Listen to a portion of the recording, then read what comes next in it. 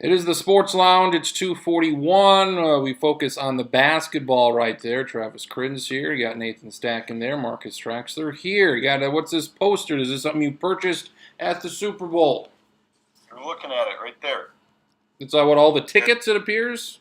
Yes. I don't remember if my grandpa had it or if my dad had it and it was at my grandpa's, but they used to have a poster that had all the tickets on it, and then they had that at the Super Bowl. I'm like, I'm going to get that because that would look cool in my living room. So that's where it's at. You have to pay $2,000 for that because I imagine I paid $15 for that poster. Oh my God, that's pretty good. What? That's a fucking steal. Yeah, it was not a bad deal. Yeah. Good thing it's not the logo, or last 10 years would have been exactly the same. So. Well, yes, that's very frustrating. We had a graphic that we didn't use in the paperback form. Made it for all the papers. It had the last 10 Super Bowls, the results, and the logos, and like there's like 2 that are original, and then the next 8 are all the same because that's when they changed it. So very dumb NFL. Go back to making new logos for each game. I'm looking. Well, they need to make $1 billion in order for that to happen. That they have to pay the department. Strapped for cash. cash. Pay a graphic designer that. So. Goddamn thing, work here, please. Please. Well, it's a team. Thank you. It's a team of graphic designers that have to come up with the Super Bowl. Let's see. We put the trophy in there, and we put a bunch of X's and I's. I've never looked at these sheets before. These are. It's nice. It's exactly. It is nice. Yeah. There's a lot of information on these things. As top 16 were released. I guess I don't remember them doing this last year, but I guess they did. I remember not watching it. I don't remember a damn thing about it. Virginia's the number 1 seed here overall. So they've got them for what their RPI is 1. All right. So quadrant 1, 2, 3, and so there's 4 quadrants, and the quadrants are quadrant 1, Mr. Stacken. Is any home win between 1 and 30 RPI, any neutral win between 1 and 50, and then any away win between 1 and 75. So no more top 50, top 100. I'm sure they consider that, but they're going with this quadrant thing. Quadrant 2 is a home win between 31 and 75, a neutral win between 51 and 100, and any away win between 76 and 135. And all of this is to put more emphasis, as we saw, on the road wins away from home. That must mean South Dakota State's at least in the 3rd quadrant. That's right. Jerry Palm at SDSU is a 12, playing West Virginia. I know you love how West Virginia's playing. I'd be absolutely fine with SDSU playing. I think it was Arizona. No, this was 10 minutes ago. Oh, yeah. The one I saw. Yeah. Maybe that changed. I think he he did a bracket based on the top 16 seeds that were announced today. So there might have been some changes. So yeah, he must have had Arizona as a 5, I guess. In Arizona, they had him as a 4 in this thing. So I'd be fine with that. So I will. I like this site that you found, Marcus. Mr. Stacken, you think Virginia is the number 1 overall? That's what you think? Is that what you would? I would put Villanova number 1. Yeah. But I guess I could be persuaded by looking at more information here. Yeah, I guess when you look at it, I saw on College Game Day yesterday that they were showing all of the defensive, statistics that Virginia is number 1 in the country, top 10. I mean, they're dominating left to right. So you do have to factor that into consideration here. And boring or not, they are a very effective team. Well, they just hold the ball. That is part. I mean, they're a very good defensive team. Yeah. A tremendously shitty game yesterday, which I could not stop take. That La Tech guy from beating out 3 Cavaliers and getting that layup. I could not take my eyes off of this shitty game last night or yesterday. You hate Virginia, but you watch. I mean, there was no other game on. There was no other. There was Wichita State, Connecticut. There was no other game of note, and this was a close game, and it was a good upset But I've been watching a repeat of some curling match on NBCSN. Okay, let's get to this right now and get this shit out of the way. Anyway, Well, I I'm sure I ask you every year, but what the fuck do you like about the Olympics? Specifically this year, I mean the Winter Olympics. I love the Winter Olympics more than the Summer Olympics. Fewer events to keep track of, not as much, nonsense like ping pong and Hey, now, fencing. No, nonsense that is in the Winter Olympics. There's just as much in the Summer Olympics, except some of it's not as interesting. He's saying there's more nonsense in the summer. I would say you got damn equestrian. That's what he's saying, yeah. Into it, freaking kayaking and all this stuff that It seemed what we went through the events. There's like 15 events, 17 events, and like half of them are the same event. Yeah, there's 15 like sports, and there are multiple events in each sport. Yeah. But anyway, I like the winter. I guess I enjoy winter more in general. I like snow. I don't mind the cold and stuff. I like hockey a lot. I love the speed skating. Speed skating might have jumped curling.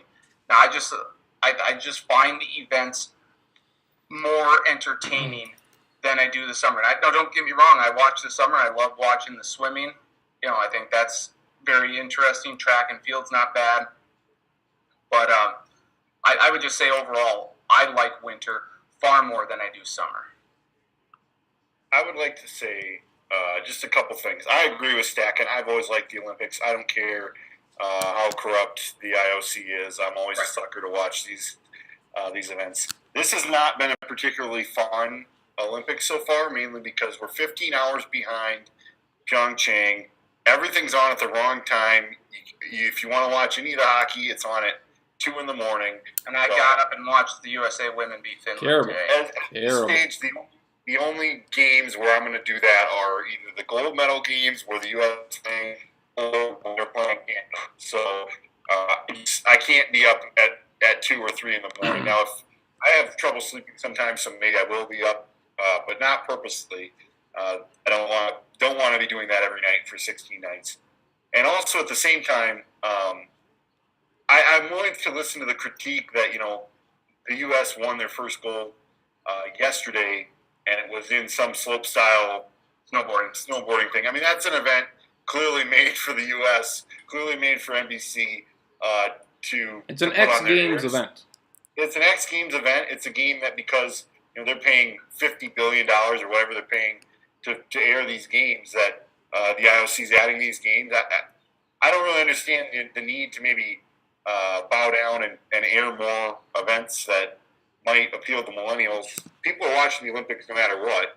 I don't know two shits about figure skating. Or not watching the Olympics no matter what.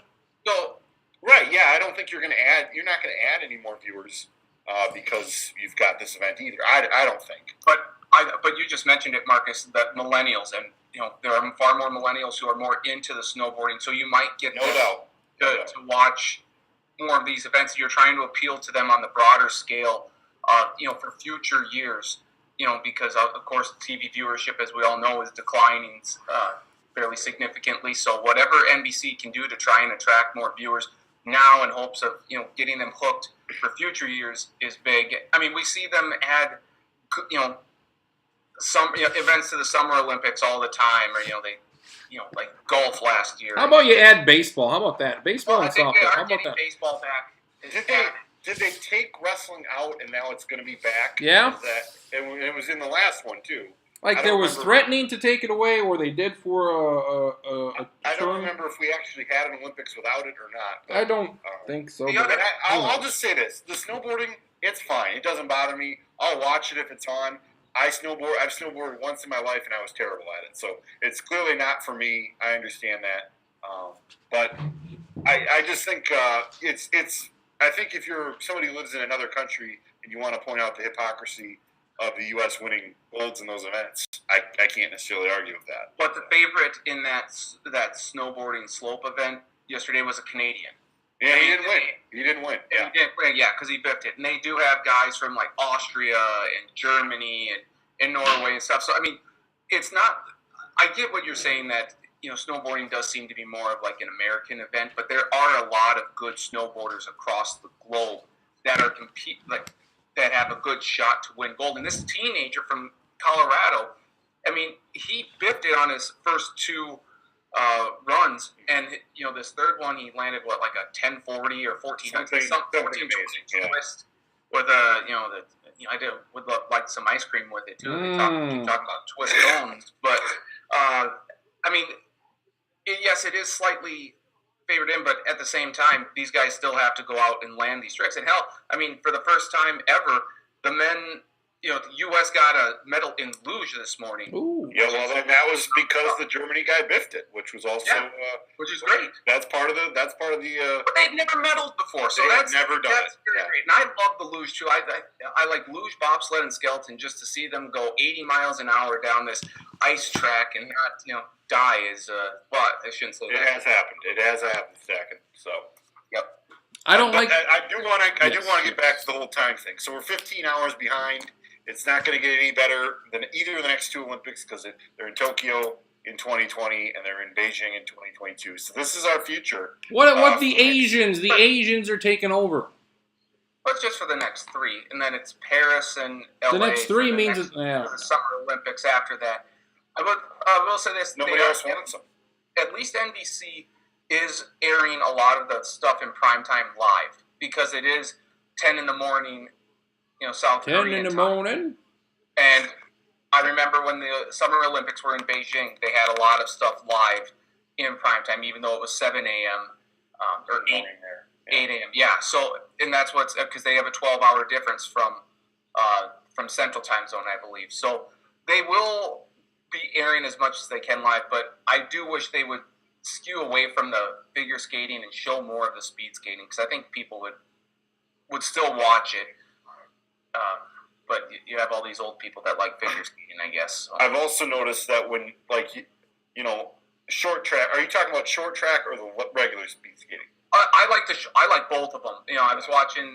The Netherlands fucking dominate on on the long track, but I do like short track too. I like it all. Here's the secret about the speed skating, the long track speed skating. The U.S. is just terrible. So I think that's part of why we're not seeing any of it on TV. The short track, I'm gonna guess we have some people that are good, but it's not like when Apollo Antonono was one of the biggest stars for NBC. They're gonna show where the stars are at. That's why Michaela Schifrin will get a lot of run tonight. So that's and then obviously figure skating just kind of always sells because you can get a lot of casual fans, frankly, a lot of women to watch that they maybe. But I just wish that it wouldn't be the sole event that they would focus their entire primetime lineup on. Regarding speed skating, at least short track, you have guys like Shawnee Davis. Shawnee Davis can go get bent, as far as I'm concerned. Yeah, why is that? Why is that? Well, he was all pissed off because he didn't get picked to bring the flag in, and he was being a total bitch about it. And, well, as far as I understand it, he wasn't going to do the thing. And then he was up for the flag thing, and he didn't get that, so he went back to his original plan of not going anyway. So I don't know why. Right. So, which is fine. But there is a 17-year-old from Virginia. She came to the United States from Ghana or Guyana. Ship her out. Ship her out. They're not sending their best. They're not sending their best. They're just not. But anyway, she is. Is she going to win a bronze? She's going to win a goddamn bronze medal? Come on. No, she's very good though. So that's a star. I can't remember her name, like Biombo or something like that. Bismarck Biombo. No, it's not the guy from Texas. Mo Bamba's mother is a speed skater. I don't like the Winter Olympics because I don't know what is good. Like if they're doing the thing down the hill, they're doing one of the ski things I saw, and somebody I don't know had like a 50 seconds, 45 seconds. Like, I don't know, is that good? Is that bad? I don't know. I can watch a basketball game, and I can see it 2 teams tied at 49 at the end of regulation. And I can say, all right, something bad happened here.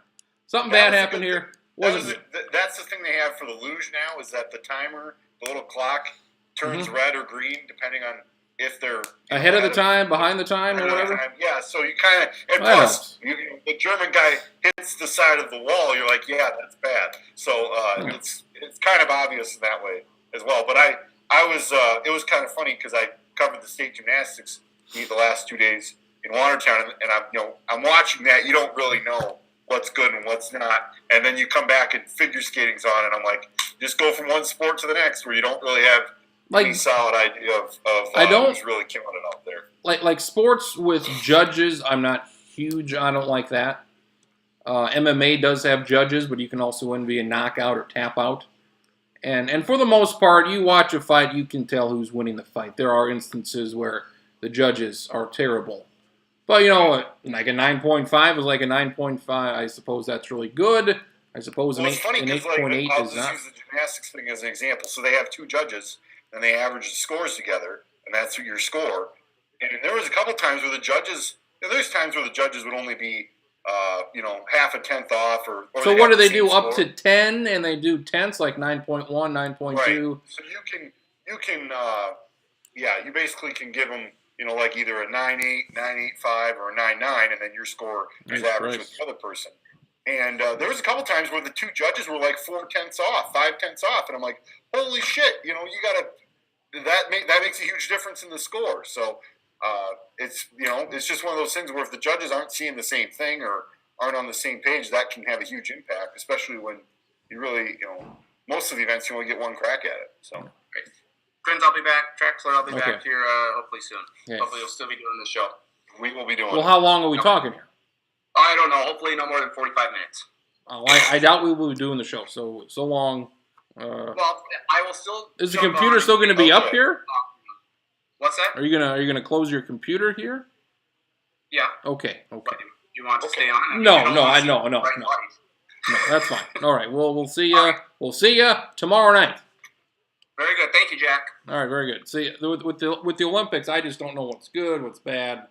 I just like watching it because it's so weird. I'm not watching any of the other times I'm not gonna watch any of these sports for another 4 years. That's perfectly fine with me. In some ways, you have to buy into the NBC marketing machine because they're going to tell you about these guys you wouldn't otherwise know anything about. And I don't care about them at all. I'm like, whatever. 17-year-old kid, anybody. Yeah. I don't care about anybody. There you go. All right, basketball here. I'm looking about the basketball. I'm talking about the goddamn. That's what I want to end. Stacking your slack. So, quadrant. Let's see these quadrants and all this shit. So I think previously this is the first year they've used the quadrants. Do you like this? I guess it less emphasis on the home wins, more emphasis on the road wins. I guess in case your name's Oklahoma, in which you're shit on the road, and apparently you get a 4 seed, which nobody agrees with. Do you like this new criteria? Well, I like that you can basically group the first 2 quadrants together, and you basically have all of your good, solid wins. And I would say any losses, like I would think, especially when we get to the bubble, if you've got quadrant 3 losses, quadrant 4 losses, that's a pretty good indicator that you shouldn't be in the tournament. I mean, if you've got too many of those, I think Oklahoma's interesting because you put the first 2 quadrants together, they're 8 and 7. It's not, that's just like how. Okay, Oklahoma seems to be the biggest thing here. How are they a 4 seed? He had him as a 4 seed, right? Yeah, the last team in here, the 16 seed. How is Oklahoma? Under what criteria? They all I heard about was road wins the first 10 minutes of this thing. Okay, road wins are big. Okay. I mean, I don't know if they're just coming back to the fact that their RPI is 21, which would. Well, that's still. That's not a very good reason. That's not better than Rhode Island. Strength of schedule is 19. That's good. Well, I mean, if you're just going off RPI, and they shouldn't be, because I think they said it's only 25%. I can't search teams. That's difficult here. You can though if you press you're looking at the sheets. Yeah. I suppose it gets complicated once you punch anybody in. Control F and you. I know. That's what I did, and nothing comes up. Oh, okay. So I don't know if it can't read. So they're alphabetical, I think. No, it's based on RPI. Who are you looking for then? Like SDSU. I'm sure they're down in the 60. Yeah, I gotta go. So this is a massive a document here. All right, so let's get into this here. We got Virginia's the 1 seed overall, Villanova the 2, Xavier the 3, Purdue is the 4. Like Michigan State was lower than I thought, but they only have 2 top 50 wins. They beat North Carolina and they beat Purdue yesterday. Yep. like it's just a very weak year for 1 seeds. Auburn's the top 2 seed. I think the top 3 seeds are pretty solid ones. It's difficult for me to come up with a fourth number one. I think the 4 they have now are fine. I'm not terribly surprised. I think it is a little. I'd be surprised if we get through the end of the year and the Big East has 2 teams as number 1 seeds. I just think that's gonna have to be tough, right? So, because who do they have as 2? I mean, I could definitely see. Like who else is going to jump in there? I mean, Kansas. They lost again. So if Kansas, they're probably winning the Big 12 again. So that's going to be something. Duke's not winning the ACC. You don't know. You never know. I mean, they're North Carolina. North Carolina maybe. They've Duke. already got. Duke is just so bad. Duke is the 2 seed. It's just fuck. They're bad. Duke can't stop shit. God, they're bad. Yeah.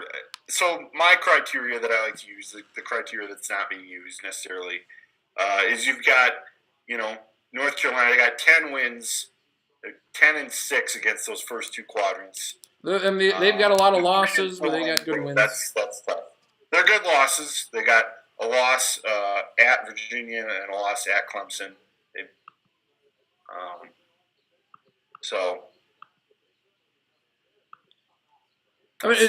Kansas and Duke, I think, are the 2 that have.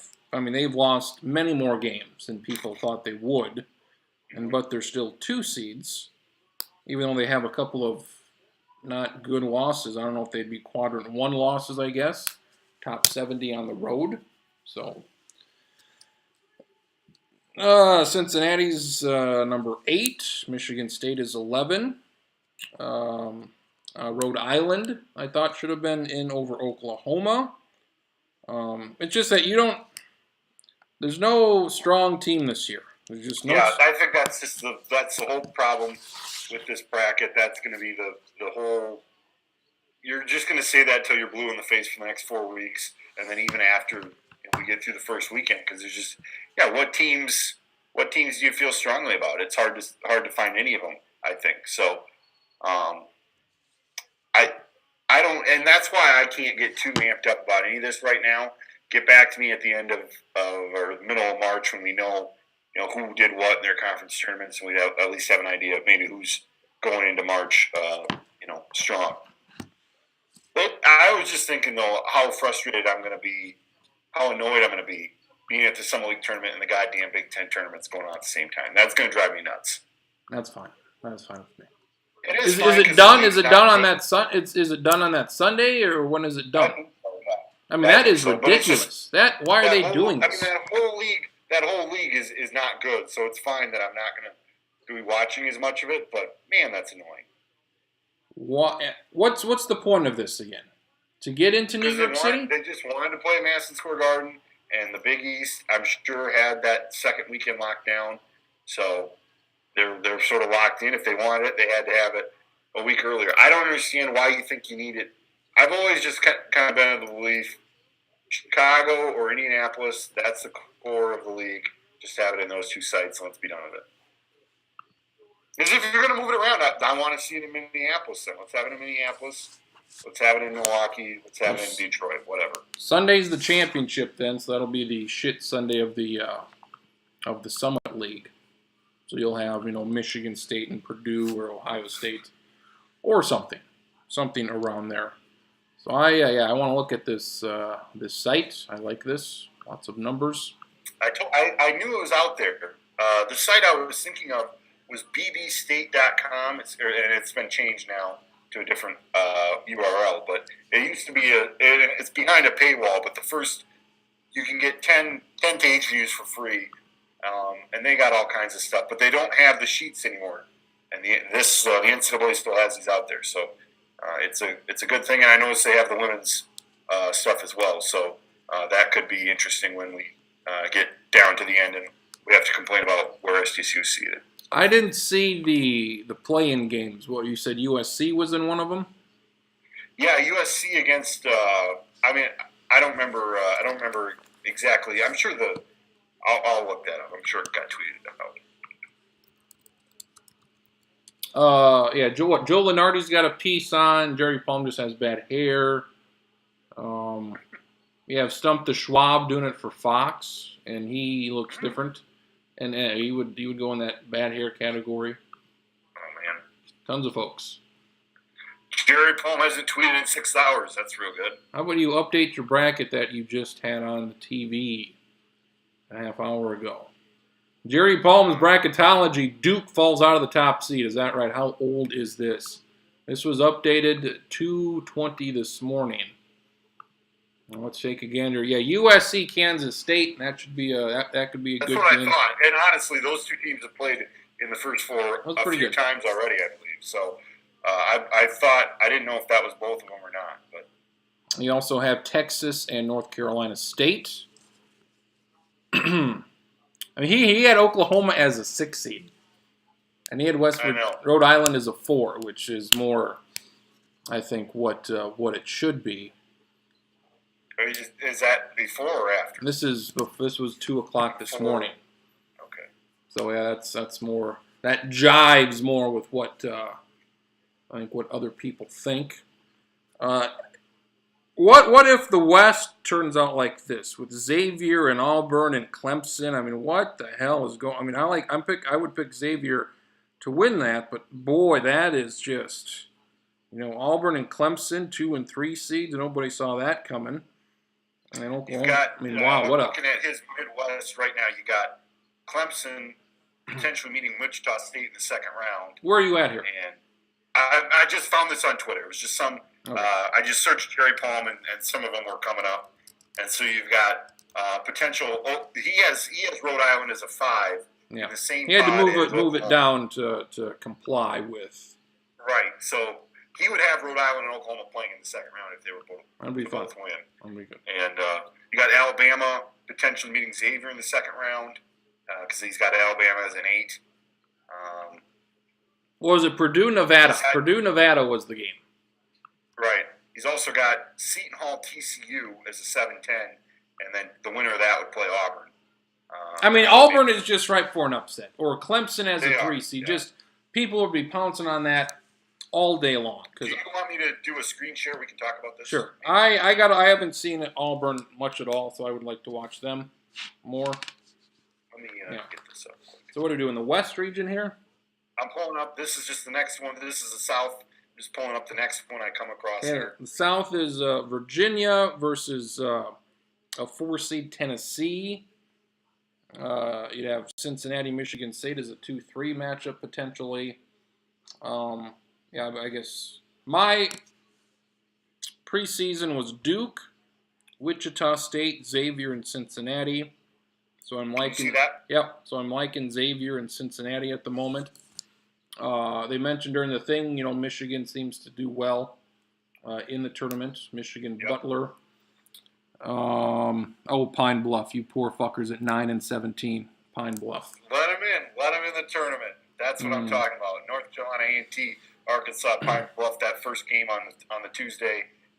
Play it at 5:30. It'll be great. Reasonable to think Gonzaga runs the table here, so they can at least probably get a 4 seed out of this deal, maybe a 3 seed if things go right for them. USC, Kansas State, Gonzaga, that's pretty good.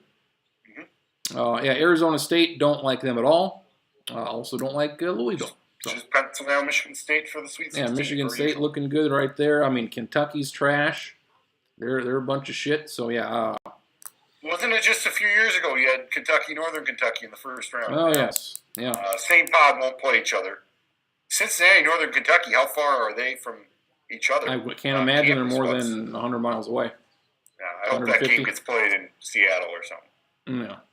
It won't be, but... I mean, how bad is Wisconsin? I mean, Wisconsin is just getting trounced. Just trounced. They are the worst team in the conference. That's amazing. So this is a shitty picture, but here's your West region. The West region. I mean, you're looking at. I'm picking Nevada. I mean, Arizona. I don't like them a whole hell of a lot. Mexico State as a 9 against Nevada. That's something there. That's 22-3 New Mexico State. Sure. Yeah, what are they? You got Mid-majors beating up on each other. I never liked that. Are they in the WAC? They are in the WAC still, yeah. So a WAC hopefully a WAC could be a two-bid league. Hopefully New Mexico State takes a dive and get a two-bid league in there. North Carolina, they could roll. Texas, NC State in the first four as well, playing for a 12 seed. Yep. Carolina, Kansas, Sweet 16. That would be good. Some good stuff right there. This West. Some interesting teams, but it's not interesting games in my opinion. Who would you take out of this here? I'd probably take. I mean, granted, they always fool you. Kansas. I like Kansas. I would probably take North Carolina out of this group right here. North Carolina is a 3. All right, what else we got? West. We got the West. Got the East. We did the Midwest. We need the East still, right? Yep. I'm just searching. Purdue. We're just gonna search again here. Yeah, we did the West. We need the South and the East. No, not East Region Cord. You got Villanova in the East. You got Duke is a 2. Texas Tech is a 3. Ohio State is a 4. Like, you just look at the top 4 and you're like, boy. I don't know if I'm not going to be able to find it here or what the story is. Some guy digging the grave for Purdue. Good. We just got, okay, here we go. Here's one. Harvard, Nicholls State, let's do it. First 4. This is the one that's got SDSU. I mean, Virginia Tech had a good win versus Virginia. So that gets them to an 8. Like, as we say, after the second round, there are no upsets. Virginia. This region is just a pile as well. I wonder there was the news this week that Michael Porter Jr. Coming back to practice. So if that were the scenario, and then he comes back to a team that's a 7 seed, he can actually play, stay healthy. That could be interesting. That's a lot of pressure. That's a lot of pressure. Yeah, a lot of high expectations people would have there. Miami, Texas Tech potentially in the second round. Jesus. Duke could lose at any point. Duke could lose to a 15 seed. They are on upset. I think they're beating Wagner, but after that, look out. After that, look out. What, North Carolina had 2 turnovers. If you want to know how bad Duke's defense is, they forced 2 turnovers. They're bad. They forced 2 turnovers, and they were ahead in the first half, and Carolina just rolls them in that second half. Again, I feel good about SDSU and West Virginia. Have they gotten a 12 seed once before? I want to say maybe. That was when they played Maryland, right? Maryland, yeah. And Michigan was a 13-4. That was their 13 then, yeah. I'll give SDSU this. The Maryland game came down to the end. They were competitive with Michigan. Yeah. Gonzaga first half looked like a Virginia game. I feel like this team would be better equipped to handle a pressure team too, like West Virginia. Like, you've got some good guards.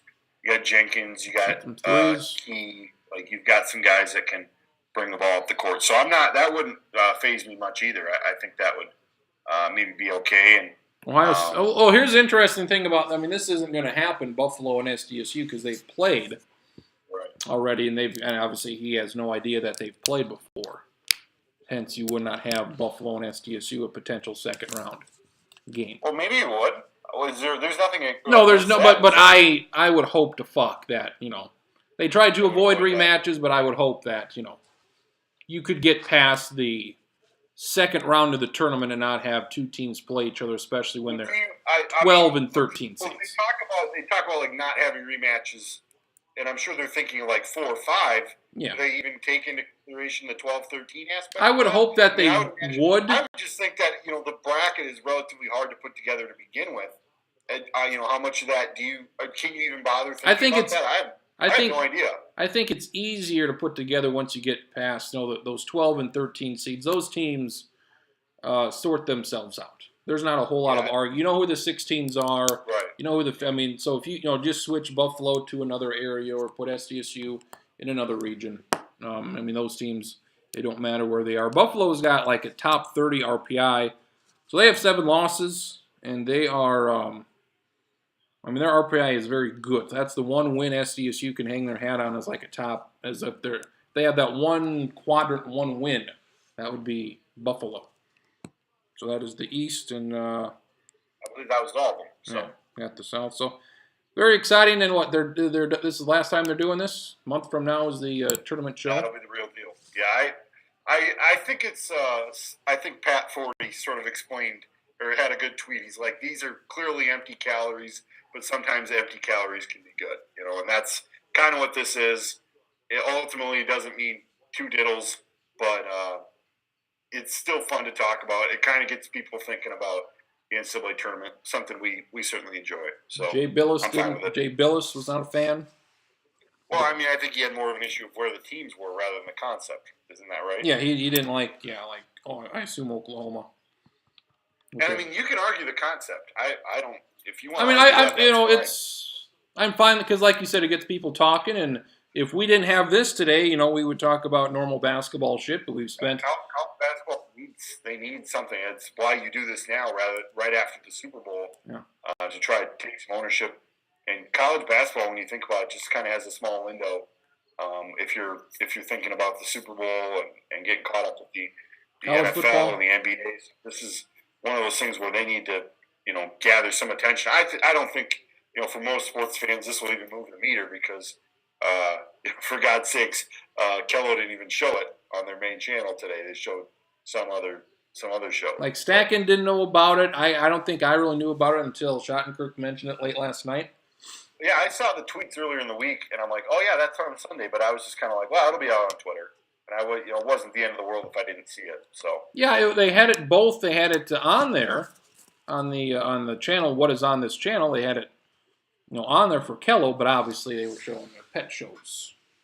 Well, yeah, the pets. That's important. So yeah, I'm sure you turn it there, and because it said college basketball preview bracket. My channel guy didn't say that. Mine did. Mine said whatever pet show. No, mine said the bracket thing. Yeah. So fuck them. So I was. It had it on both channels, so I was a little surprised when I turned it and it wasn't there. I'm like, I also got to turn it to the standard definition.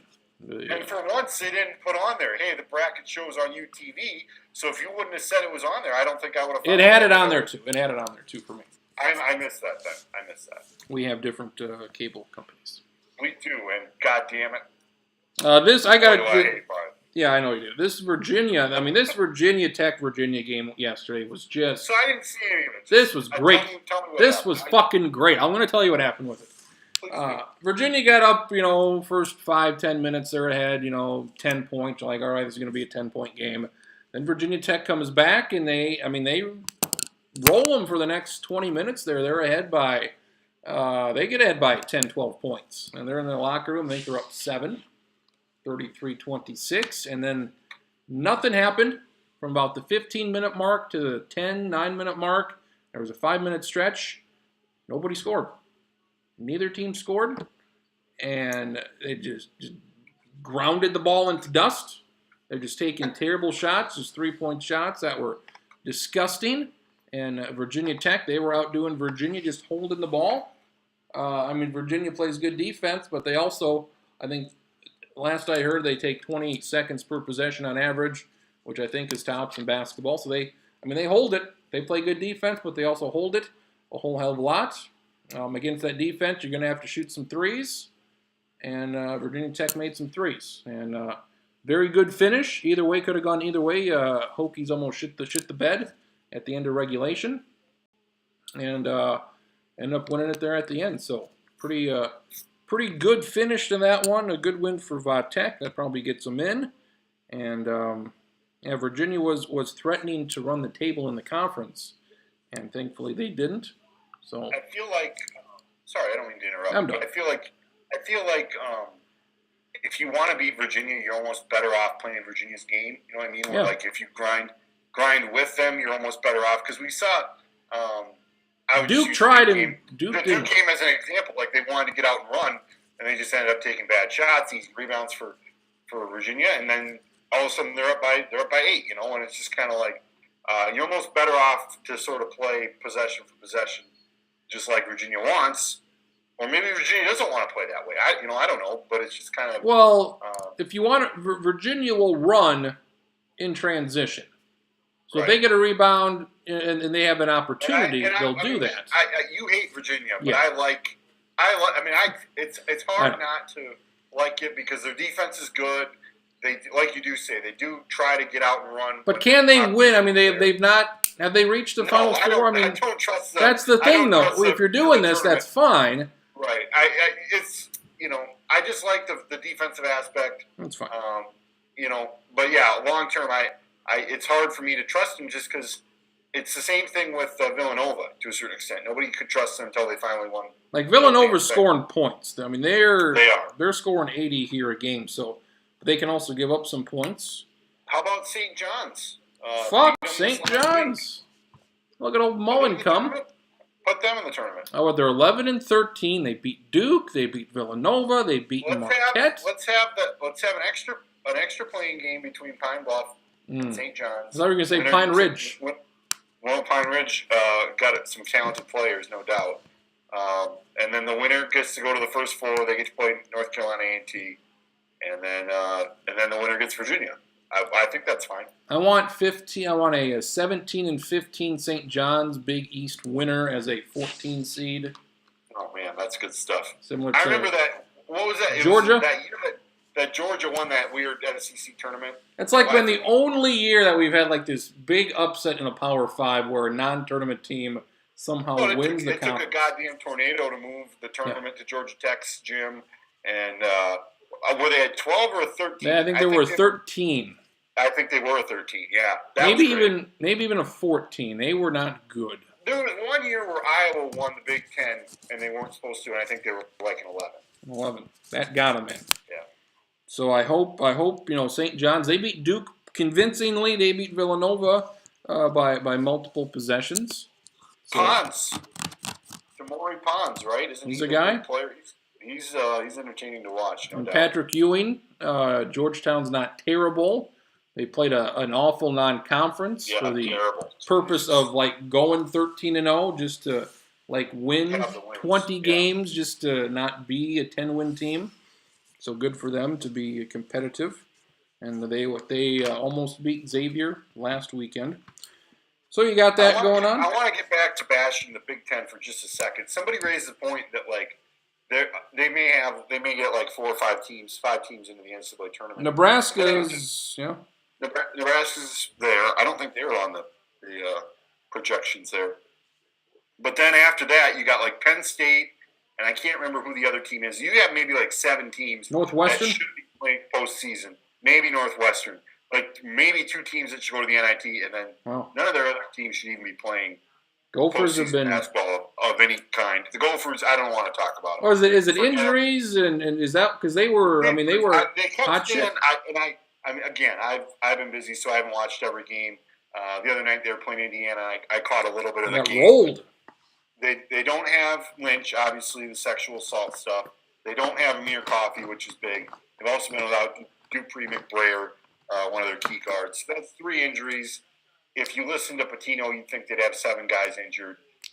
They're down to like 8 guys they trust, apparently. They have 2 bigs, and for some reason, Pitino won't play them together or doesn't think he can play them together. It's like, at this point, what do you have to lose? Because they have that Konate, and they have somebody else I'm blanking on right now. But it's just like, if they can't stop anybody, they can't score, it's a problem. Nate Mason's like the only guy they got left. They got the freshman, Isaiah Washington. He came in all hot shot. He's just been he's struggled a lot. So they've got some good guys coming in next year. That's going to be a huge saving grace as far as not losing a lot of momentum. They'll be good again next year. They won't be as good as they were supposed to be this year, but just a totally lost season. The fact that they put up the top 10 in the conference and they weren't even on there before this Michigan-Wisconsin game is a huge disappointment. Hugely disappointed. I like North Carolina State. They're first 4 team right now. I like them. I like them and USC. They can both score. Yeah. Come on, man. They beat Carolina a couple weeks ago in a great game. They damn near beat them again yesterday. They went on a 19-0 run in the first half, so they play Carolina well, and I wouldn't mind seeing them play one more time. They beat Arizona in the non-conference. They beat Duke. They beat Clemson. So they have Duke, Clemson, Carolina, 3 top 10 wins. That is very good. But they've also lost to the likes of Greensboro, so that's not, and Notre Dame, and Northern Iowa beat them. So that's not great. But North Carolina State, like your 12-loss, 19-12 team that gets a 12 seed. I like them. What else was there yesterday? Kentucky's just bad. Kentucky's not very good. Yeah. They might get like an 8 seed. If it's a Kentucky Virginia second round, that'll pique some folks' interest. But by all means, Virginia should roll them in that. So I mean, that would be a case where I would pick Virginia to get to the Sweet 16 if they could play Kentucky. So. It's I can't remember the last time Kentucky had a year like this, but they have. It seems like it's kind of like a one. Before Calipari, it seems. Well, I want to say with Calipari, like they had a year or two where it was just like it was clear they weren't going to be that good. Because this is the first time they've lost 3 in a row under him. Yeah, wow, And he's been there, what, 10 years? Well. Yeah. Yeah, I think so. But it's just kind of like, it seems like, you take the one and dones like he does, and they haven't been getting the elite guys, so to speak, because Duke has really had some amazing classes here. And it just seems like this is kind of the risk you take, it's sort of a gamble. And I feel like, once every 4 years, they're not necessarily going to always have it. So. How do you think Stacken will react at the bracket shows on TBS? Oh, he's going to hate it. And I love the fact that he's not going to know probably till like the week of or whatever. Did you see the note that apparently, like ever since they've gone to this CBS Turner deal, whoever has the national championship game or the Final Four has the right to have the selection show, and TBS just... They said no last year or what? Well, the last time they had it, they didn't exercise the option to take it. It's Why wouldn't you? What the hell else do you have? The Big Bang Theory. I realize I'm not a huge guy on simulcast. Just simulcast it. Show it on all 4 networks or whatever. I just think it should be on CBS because they show college basketball all year. But I understand if you're the ones, if Turner's putting money forward and you're carrying the Final Four, it makes sense in a way to also have the selection show. But they're going back to a 2-hour show again. Last year was a 90-minute show. It was well done. It can be a 2-hour show. You just need to reveal the bracket in that first hour. You can't wait until... The bracket shouldn't take an hour and a half to unveil. 2 years ago, I think, was the one where everybody had the bird. Rightfully so, because it took over an hour. You need to get that done in the first 45 minutes. Because by that time, it was already out there anyway. Because it had been... Yeah, because it leaked, I mean, like, all right, let's pick up the pace here a little bit. So college basketball... Still, I think, like, with the selection show, I don't remember ever turning it off after the bracket. I think people will still listen to Barkley and... Kenny Smith. Kenny the Jet Smith. And I'm not sure I'm going to listen to Clark Kellogg after his performance today. Jesus. So that was stupid.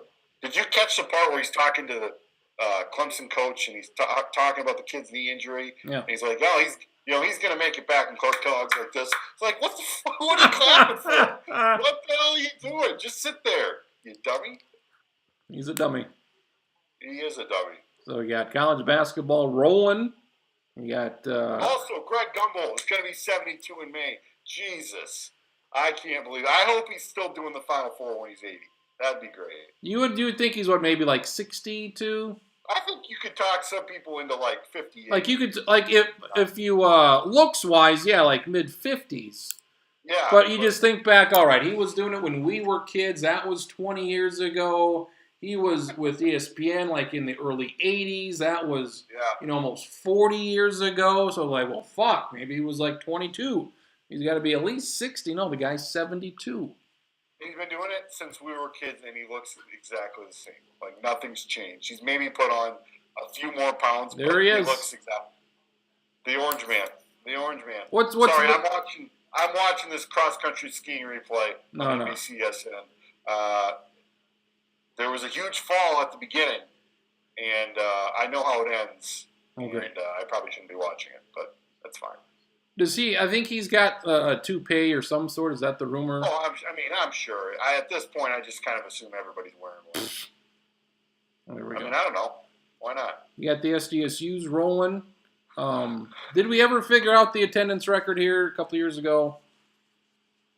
Because that was much bantied about 2 years ago. Did anybody? So the what is the single game record or single session record? Well, the session record, but the state, 10-7, right? And then people brought. Yeah, that's going to be broken. Do you expect it to be broken in the championship, despite it being a Tuesday on ESPN2? It seems like. Well, what I would say is that it always seems like that Saturday is the best attended of the first of all the days. Like probably. Monday when they played Monday night. I don't know if it was last year or a couple. that was 10 that did plus. Pretty well. Yeah, that did pretty well. The and Tuesdays. That was the game we're talking about, I think. Yeah. But then coming up this year, Tuesday night one. I think it helps that if both teams make it on both sides, it's not just you could go for both games, not just one game. So that should help. I would also say it doesn't help. I don't think that you have that Tuesday's a big night for high school basketball. That's I'm not sure I'd be able to make it to these games anyway, but that's where I'll be preoccupied. Is that the round of 16 for who? For everybody? That's surrounded for Class A and Class B boys. So that's just I think that takes some steam out of. And I'm not saying anybody should be moving their games because the Summit can't move them, and I don't see an obvious place for those state games for those basketball games to be moved on the high school side. But could you move them to Thursday, or is that too late? Well, because then you got the girls' tournament starting that day as well. Fuck am I saying? Wednesday. Play a game on Wednesday for once. For Christ's sake. I would agree with you there. Get Neil Tapio and Pierre and say, hey, get it up. More ridiculous. I'm going to make this rant here because nobody's watching, and you're the only one I can talk to who's going to find this interesting. So I told you about how the Region 3B tournament, all the teams are over by Huron and Brookings, but they're playing it in Madison. And then you've got in the middle. 4, it's not in the middle. Well, it's more east than west. Yeah, if you drew a circle of all the teams, Madison wouldn't be in that circle. And then you've got, I just found out, you've got the, I just learned it's just being announced. Breaking news. A tournament location that was decided years ago. People are just finding out about it. Well, because of the Sweet 16, everybody's shuffling their stuff around. Things are being changed. So in Region 5B, that's like your Bridgewater Emorys, your Canastotas, your Irene Wakandas. They're playing the final games in T. Why? Not in the middle. I don't know why. I assume you got to find a neutral site. Corn Palace, for Christ's sake? I mean, come on. What do they got? I'm sure. So they're Region 4B boys. That's at the Corn Palace. Okay. And that's why wouldn't the girls be at the Corn Palace? Hanson, Coleman, Egan, Chester area. It's messed up. That should be in Madison probably. And then you've got 6B. That's your Avons, your Corsica Stickneys, your Gregory's, Colognes, Burke South Central, TDA. You want to guess where they're playing those? The semifinals, the last round before the Sweet 16. You want to guess where they're playing those? Gettysburg. No. Serious guess? Give me a real guess. Yankton. I don't think it would be terrible. Yankton, Mount Marty.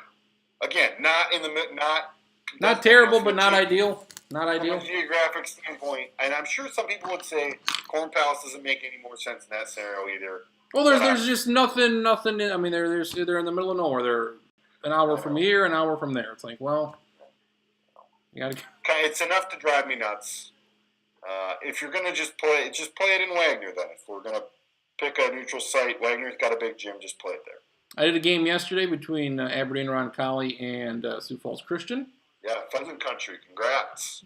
Yeah, great for me. Checking off the old list there. Pierre, Aberdeen, Mitchell. Yep.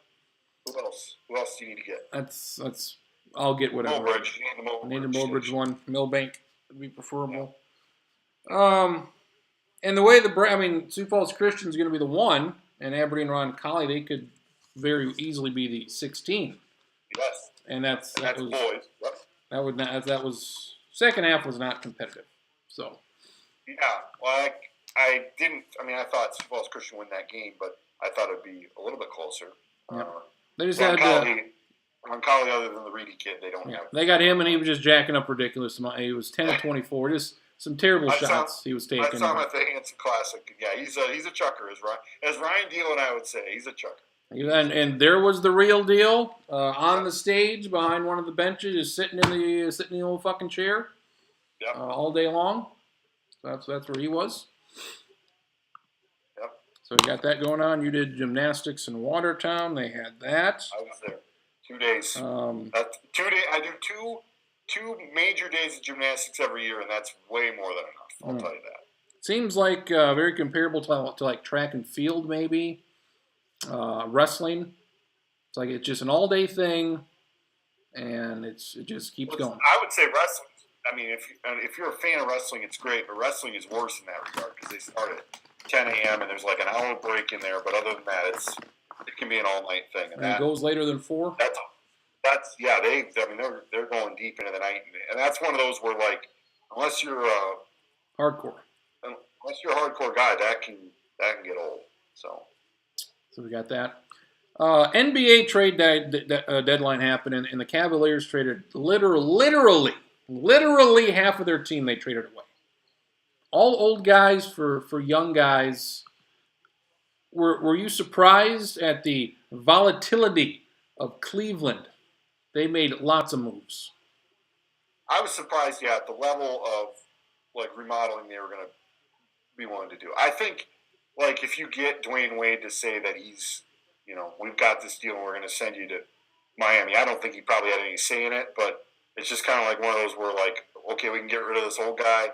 And wouldn't you think he would want to stay? Apparently, it's being reported that he was kind of a cancer in the locker room, and it's like, then trade him. Wouldn't you think he would want to stay for one more chance? I thought it would make more sense for him to stay, and that's kind of maybe I'm doing a bad job of getting to that, but that's kind of what I was thinking. It's just like, what? I mean, the fact that he would want to leave and potentially definitely go to a worse team. I mean, I would still say Cleveland is. Like Miami could be like a 4 seed, I think. Yeah, and I would say Cleveland at worst is probably going to be a 3, right? I mean, that's just even as terrible as they've been, right. And I think this is just kind of like I just until proven otherwise, I just kind of look at this Cleveland thing as being, here's a big dumb wall that they have in the middle of the season. They'll get these young guys, LeBron, step it up even another gear, and they'll be in the finals. I'm not going to pick anybody else. I mean, like Schottenkirk's not here, but Stacken's this is 2 weeks in a row. Stacken has made his plan. He said that they might miss the playoffs, right? Like he did that 2 weeks ago, and I'm like, come on, man. And like they're only like 4. They were only like 4 ahead of an 8-9 seed. Come on, man. I mean, think. I mean, they've got LeBron, they've got the best player, LeBron James. So he's not. Right. They're not missing the playoffs. Like if you want to say they're going to be a 6 seed, say they're going to be a 6 seed. Do that. They're like a game or 2 away from being a 6 seed. Don't say they're missing the deal because they're not going to miss the deal. And they made these moves. Isaiah Thomas to the Lakers, and he'll probably be a free agent at the end of this year. So he's probably not going. How amazing is that, Isaiah Thomas? He's like leading the league in scoring. Or came pretty close last year. Most points a Celtic has ever scored. And he's like, all right, and then he injures his hip. And then we're with Cleveland. We're going to make a run with Cleveland. And he plays terribly. And now he's with the Lakers. And now he's going to be a free agent next year. And who knows what he's going to get. Hell, if Boston wants to bring him back, why the hell not at this point? So they made moves at what they got. Larry Nance Jr. They got Jordan Clarkson. George Hill, Summit League proud. He's there. Who else? They didn't have to give up the Brooklyn pick. No, and they still get this goddamn Brooklyn pick when LeBron leaves town in a couple months. So they can have that right there. I think, other people have raised this. This isn't earth-shattering stuff, but the fact that they sort of made these moves, it leaves them in a little bit better situation in case LeBron does leave. We've talked about this before. Where is he going to go? Like, the Lakers are... He's smart enough to know not to go to the West. That's why he's been in the East all these years. So who are the Lakers going to... Well, I mean, Lakers are going to sign Paul George. The Clippers are clearing everything out. So they get like 2 or 3 max contracts here. And I got to look at the list of all the other guys that are available. And Durant doing these 1-2-year deals. But, like, who... Is the Lakers, if they get Paul George, they got Ball, are the Lakers... They haven't been good for 5 years here. They need one more guy. And one more, like, if it's Ball and... Ball and George, and maybe they get somebody in the draft here. Yeah, I don't know who that other guy is. And this is supposed to be a good draft. I mean, I'm sure they'll get a quality guy, but... Like, there are going to be some guys that are getting ridiculous contracts here. Is Chris Paul... One of my favorite NBA things is, and you guys know, you're the only one here, but I'm saying you guys, everybody. What do you mean? What do you mean by you guys? You guys. DeMarcus Cousins, I guess, is a free agent. Chris Paul's a free agent. I don't watch every game of the NBA. I watch basically whatever. I watch the Wolves and I watch some of the nationally televised games. My favorite thing in the NBA right now is like people saying, everybody's like gearing up for the next free agent class, and then people are like, yeah, but in 2 years, the 2019 free agent class, that's really where it's at. And like, didn't we have that a few years ago when, I guess it ended up being the year that Durant moved, but it was like everybody, next year, that's going to be the year. It's always like 2 years away that's the free agent class you want. It's like, yeah, I guess all those guys could be available, but I don't know. It's like baseball this year. Next year's the year. You're right, exactly. Yeah, and the other funny thing to me is that, or not funny thing, but the main thing I think about is that the free agent, like moving around and grouping together and finding the 3 superstars to go find a place to play, that's not going away. I think we're only just seeing the beginning of that, I think. Rockets are fun to watch. Rockets, Warriors, that's going to be some good stuff. What did you see of Wolves Bulls and Wolves Cavs? Annoying that this is like the team. That's my only word for the Wolves. Like, you've got Butler playing his ass off out there. I mean, I'm sure they're all playing hard, but they just can't defend anybody. And I fully understand, like, LeBron tearing him up. I can appreciate that. He's the best player in the league. But just the Zach LaVine killing you. How do you just let killing you? 4 5 points on you? Like, he's great. Honestly, he's great. And I mean, good for him. I want him to succeed because I think he's a lot better than I thought he would be. So that's good. Yeah, he's a good player. I'm glad that he's going to at least get a chance. But it is annoying. I assume they'll be playing Oklahoma City in a 4-5, which is going to be the premier first round matchup. I mean, can they beat Oklahoma City? No, I'm gonna say they can't. They beat them earlier this year. Like 60-40, maybe a couple times. And so they've got a chance. I just kind of think about like, okay, if Westbrook goes ultra Westbrook on them. Like, how are they going to be able to answer that? I don't see any way they can. They got goddamn Jeff Teague on Westbrook trying to guard him, 40. Yeah, who guards him? I don't know. I don't know. I don't know. Jim Butler would have to be the guy. Jimmy Butler. And so then who's the matchup with Paul George? And I guess you have to put Wiggins on Paul George and hope Wiggins can do the job. They would need Towns in a big way in that series. So I would agree with like the 60-40 thing, but I'm just like, I have nightmares about thinking about Jeff Teague trying to guard Westbrook for 6 games and it going any way. So I hope this is a team that wins a playoff series and makes some hay because I think in some ways they have to. They got to make some headway while they've got Jimmy Butler, and at least give him an idea that this is somewhere where he wants to stay. But they got to figure the defense out, and the fact that Thibodeau, that's kind of been his name, and he hasn't been able to get that nailed down is frustrating. I'm looking at Antetokounmpo with Milwaukee. Yeah, I think he says he wants to stay, but I think sooner or later, huh? Yeah, why would he? I mean, you can use the same argument you'd use with any of the guys. But I mean, he's not going to win. I mean, he's not going to win at Milwaukee. Right. I mean, you got to be. I mean, nobody's going to play in Milwaukee. So at some point, you got to trade this guy. And who's making the big move? If you are Minnesota, like you're keeping Butler and Towns. I mean, you would give up Wiggins for Antetokounmpo. You would give up probably multiple first-round picks for this guy. And would that be enough? Wiggins and a couple number ones, or would you need to, any other significant piece? Maybe one more, a Taj Gibson or whatever, to get this guy. And would you do that?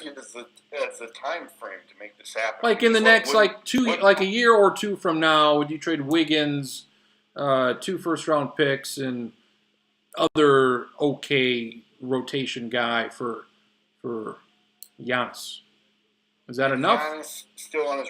Yeah, aren't they going to sign? Well, no. I mean, you gotta. I believe he signed something with significant monies. Yeah. And if it works out is that because if you got to get him out of there. You got to get him out of Milwaukee. Milwaukee. Some way they could do that, I would agree. I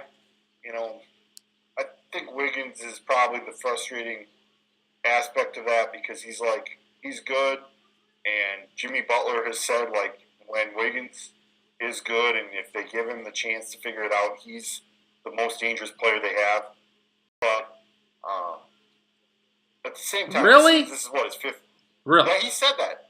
Well, he's full of shit. He's full of shit. And maybe he's full. I mean, he's not because he's a pretty honest quote from what I've seen. But well, then he's a dumb shit. Come on. He's clearly the number 3 best player on that team. I think what he's getting at is that there's still a lot of untapped potential. Potential. And I would agree. I think if you could find a way to get that out of him, but that's easier said than done as well. So,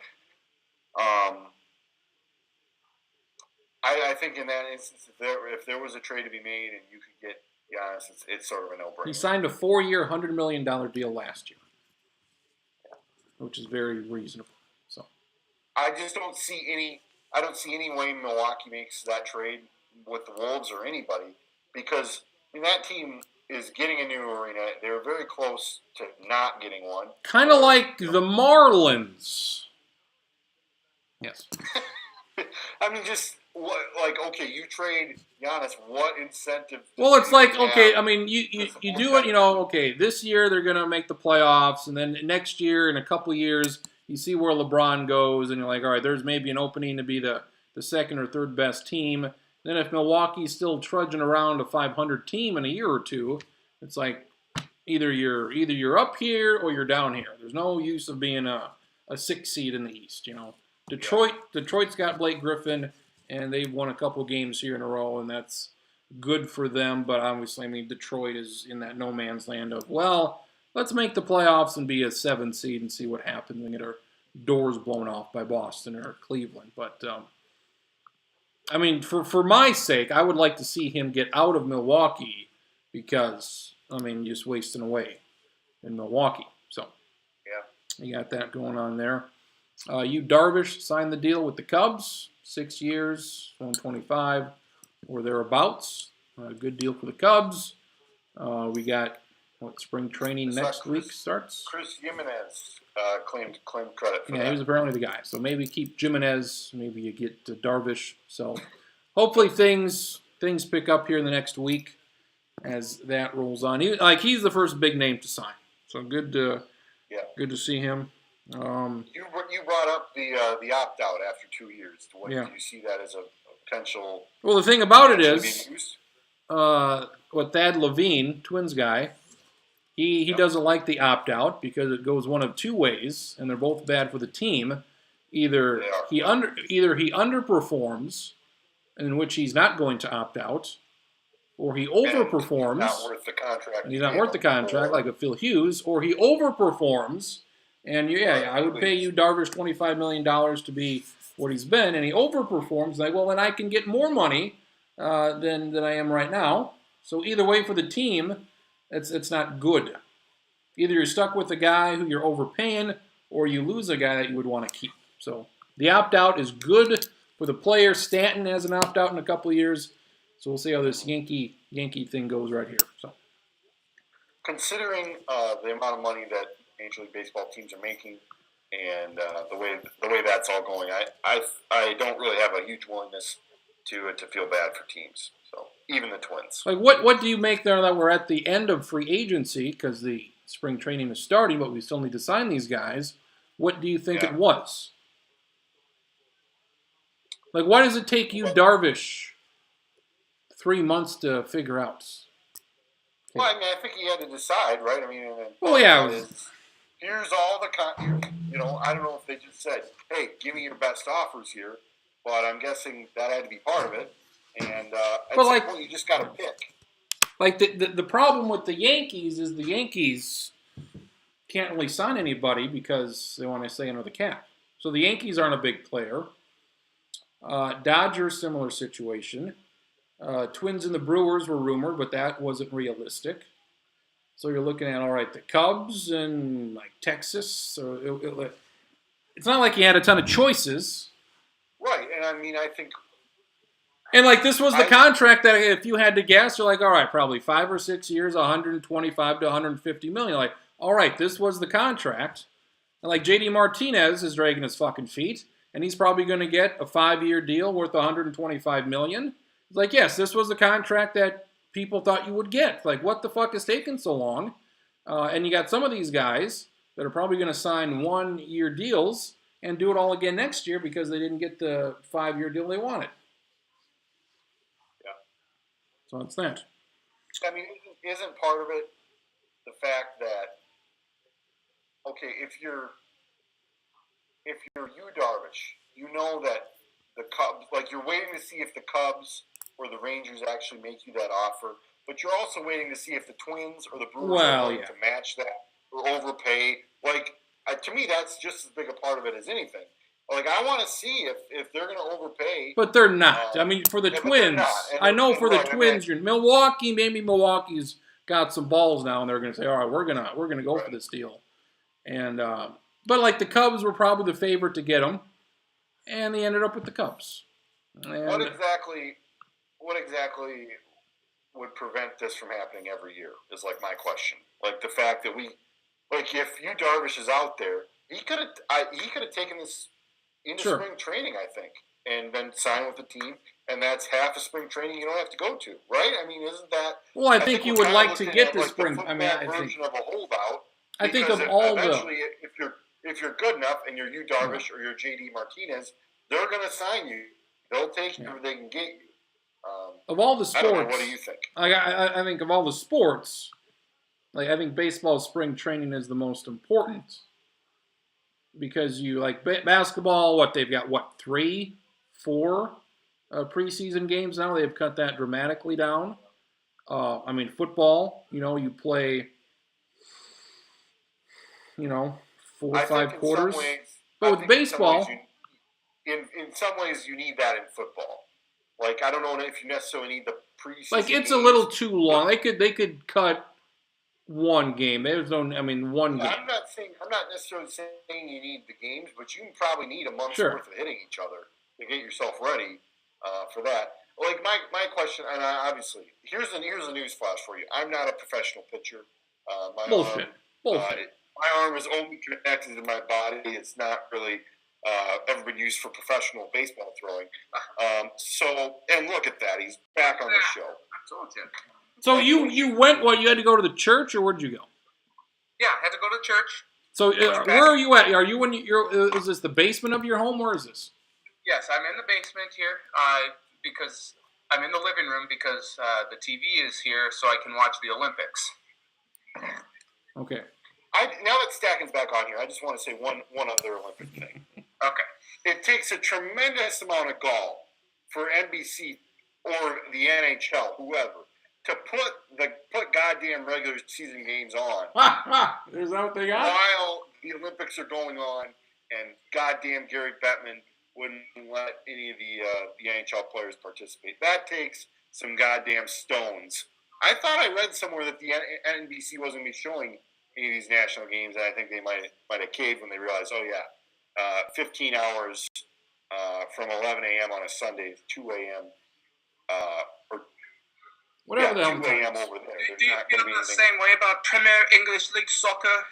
Well, no, I watched that, and also there's no soccer in the Winter Olympics, so I don't have a All problem. right, I figured that's where you were going. And I watched the Premier League to begin with, so there you go.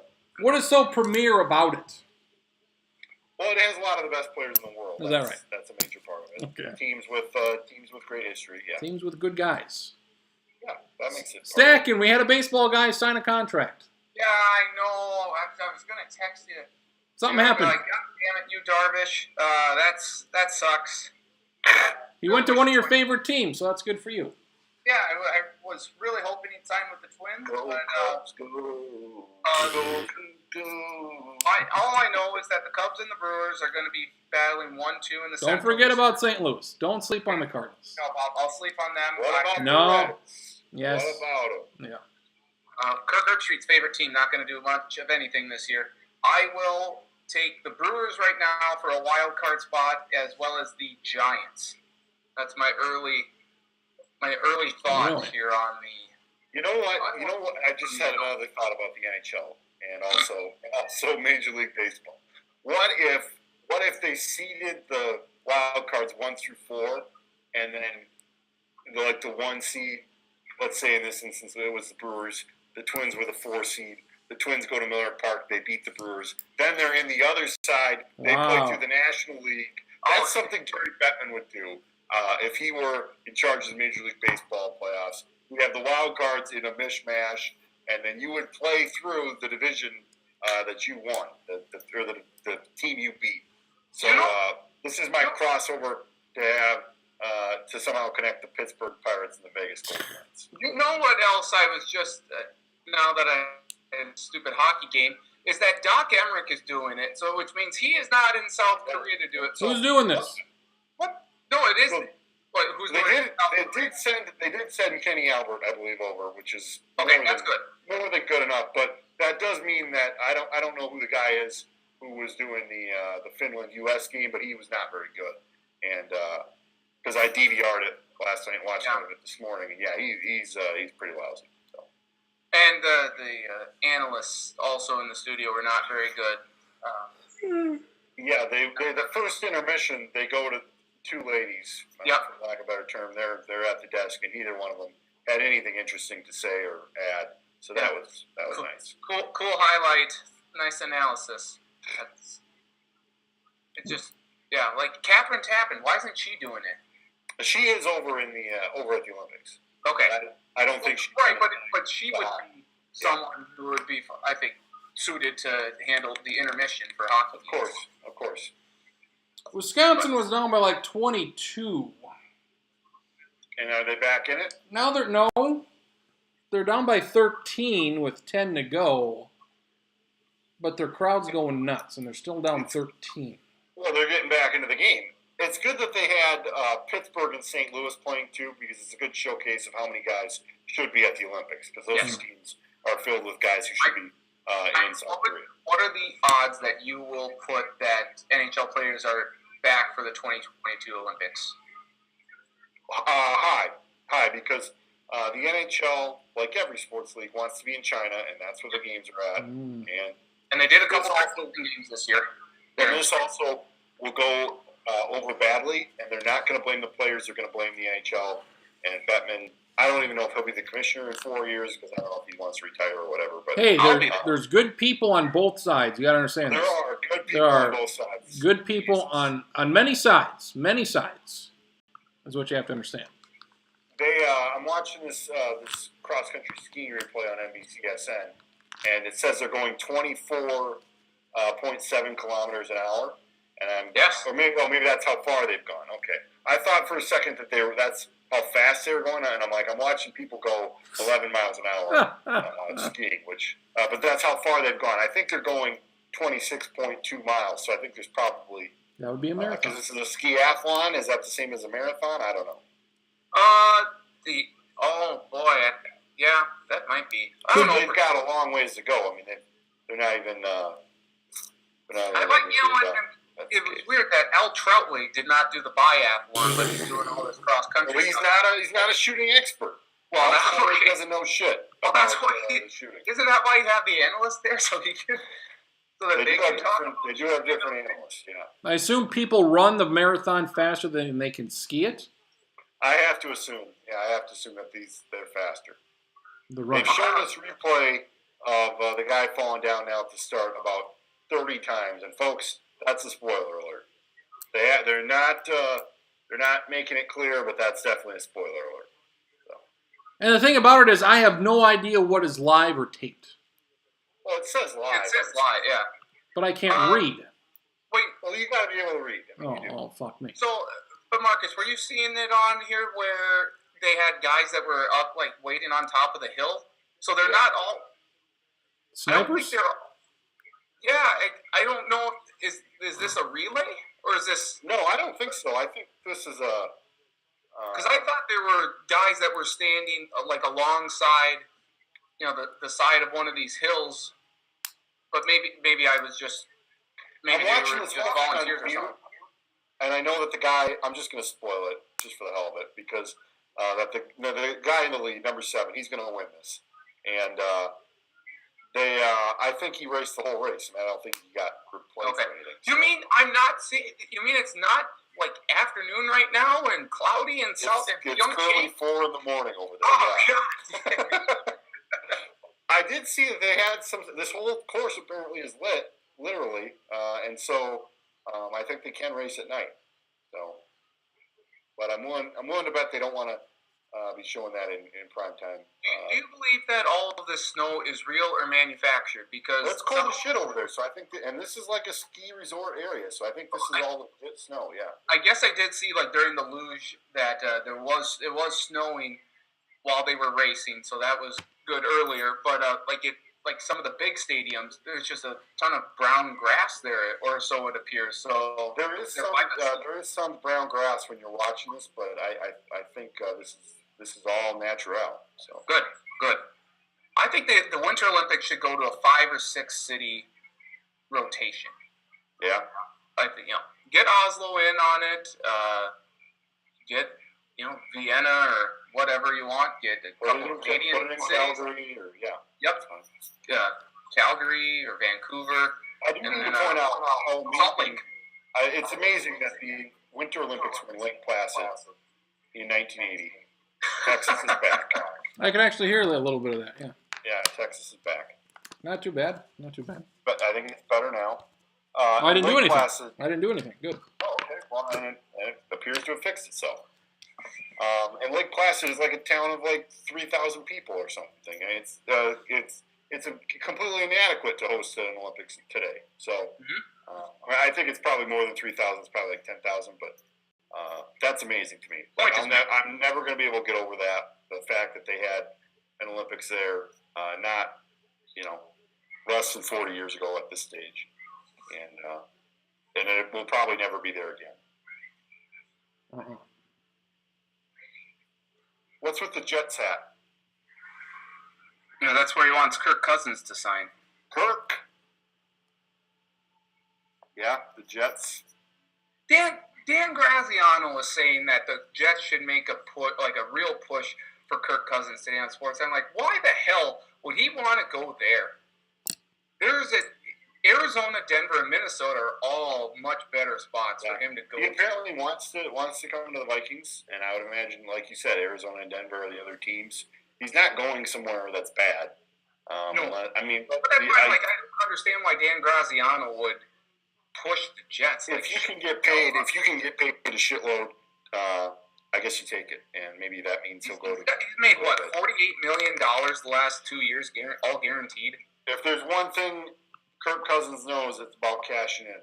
Yep. Always cash in. You like that? You like that? Hey, Travis, do you like the fact that? Travis, you like that?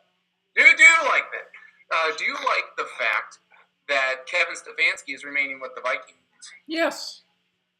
I think it's a hugely ballsy move for the Vikings to block him going and him interviewing for any of these other jobs. That's incredible. Do you?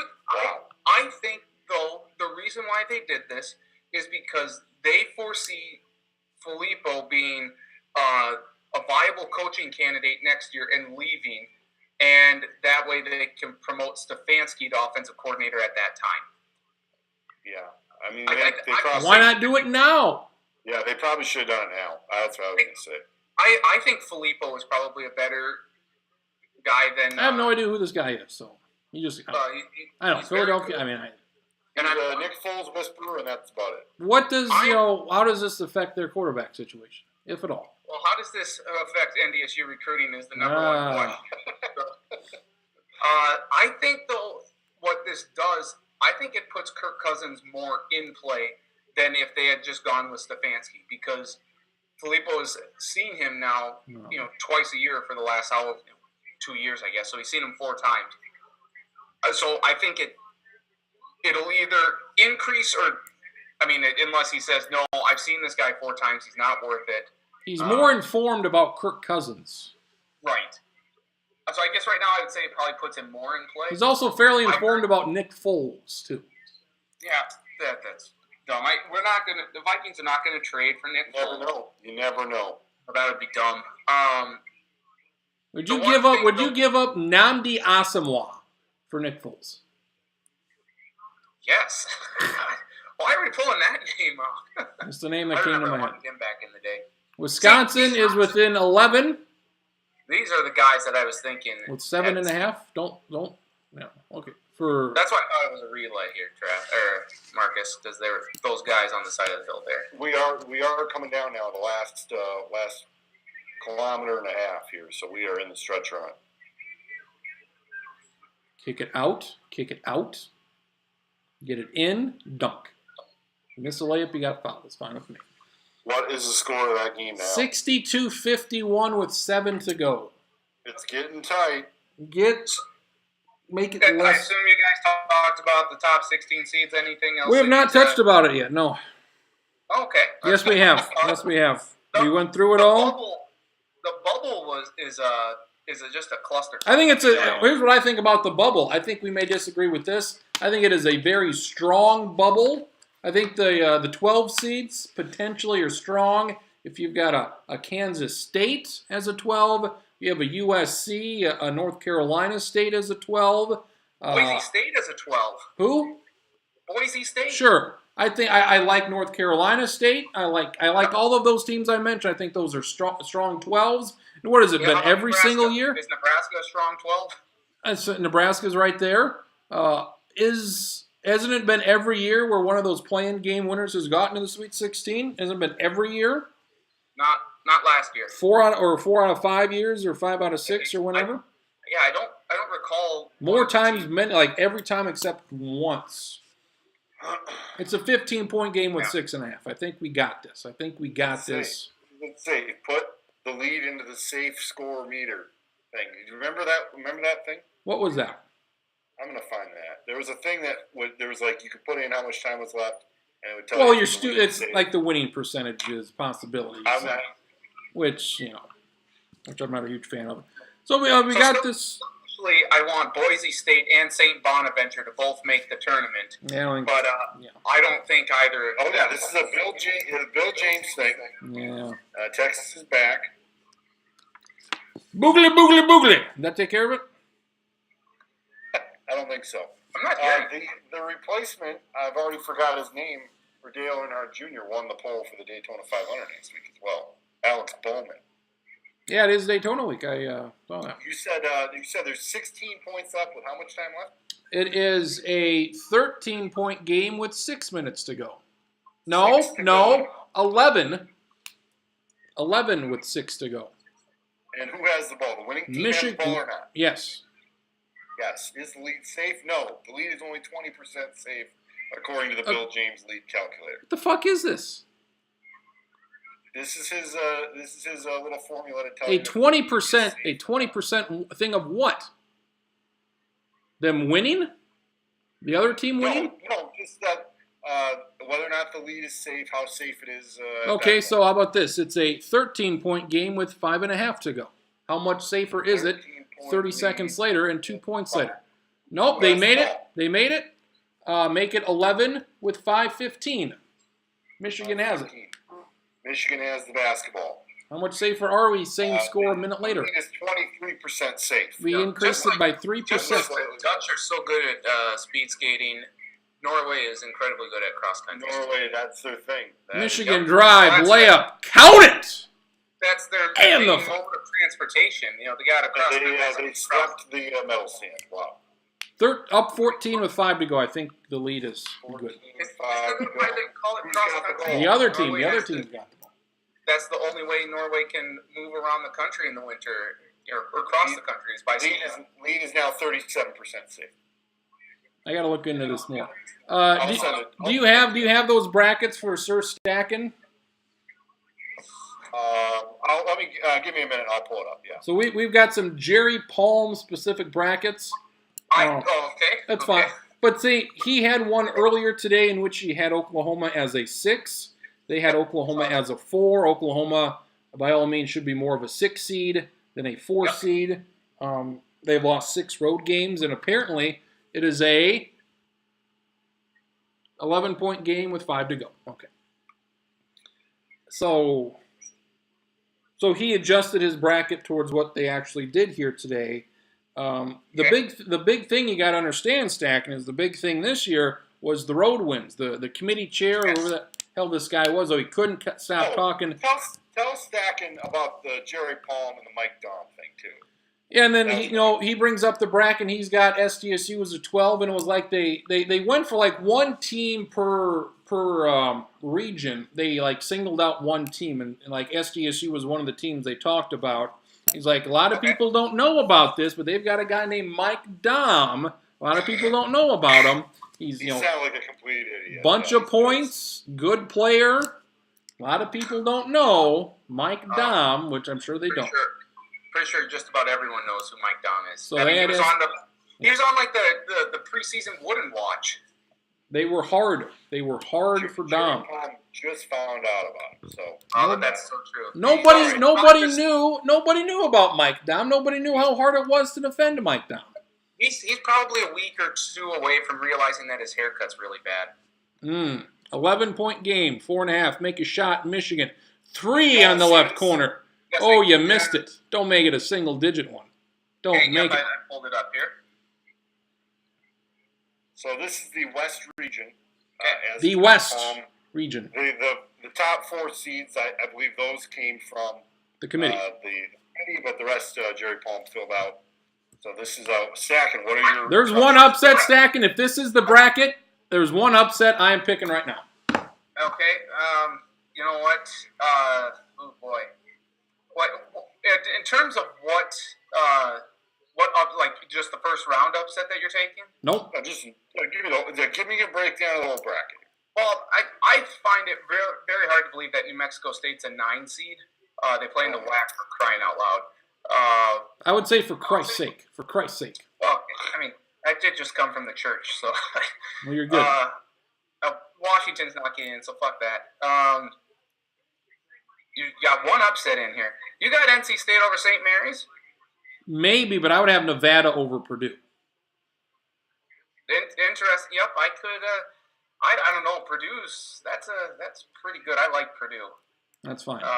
They got that Cameron Edwards guy. He's very good. Who would you pick? Who would you pick out of this bracket?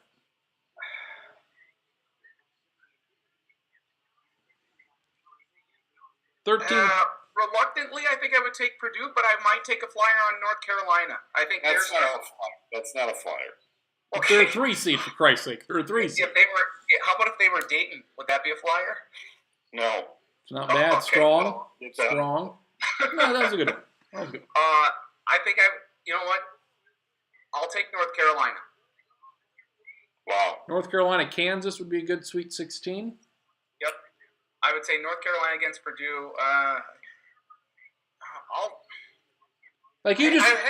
You look at this bracket: Purdue, Kansas, and Arizona. You want to talk about 3 of the top 5? Then you put in Villanova and Virginia. I mean, 3 of those top 5 teams we always look at that shit their pants every year. They're in this region right here.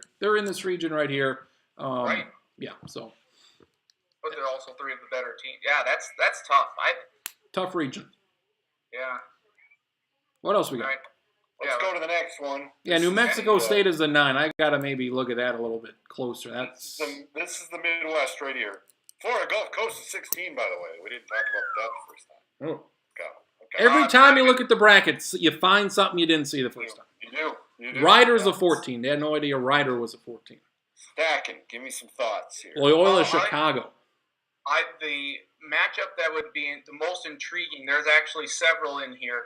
I really like Rhode Island, Oklahoma in the second round there, and I think Xavier, Rhode Island would be an elite. That comes around earlier. I like Xavier a lot, but how about Clemson and Auburn? The Tigers against the Tigers.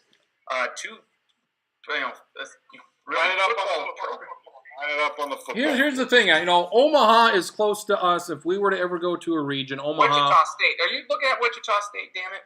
Yeah, I'm looking at them. Omaha is close to us. It would be nice to go, but I don't want to pay $300 for a fucking ticket. Yes. And Marcus shit all over this, but this to me, of all of them, this is the one I would like to go to. It's got my Xavier team in there. I would hope Rhode Island would be in there. And yes, I agree. God forbid if it was Auburn Clemson, I think that'd be crazy shit. But you look at this. Who would you take between Auburn and Clemson? I think I would have to lean towards Auburn. I don't think they're either. I don't think either of them are getting there because you look at Auburn and Clemson, you're like, come on, 2 seeds, 3 seeds, sure, but I mean, come on. I mean, who's picking Auburn or Clemson to make a run here? Auburn's got a guy by the name of Bryce Brown. That's fine. I would take Seton Hall over Auburn. I would take Wichita. I play it close to the vest. This year I'm picking upsets. Would you take TCU over Auburn? Because I can think we talked about that. No. Ever since they lost the albino point guard, no. Okay.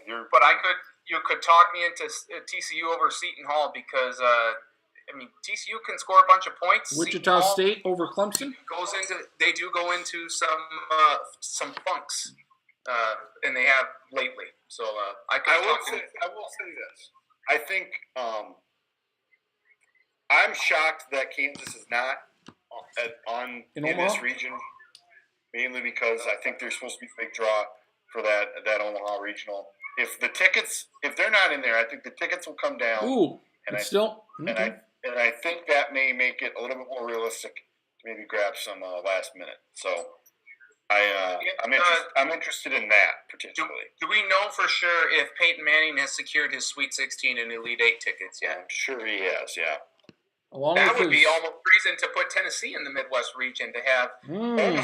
Speaking of which, go to the South. Tennessee up next. Let me see. Somehow a fucking 4 seed. That's West.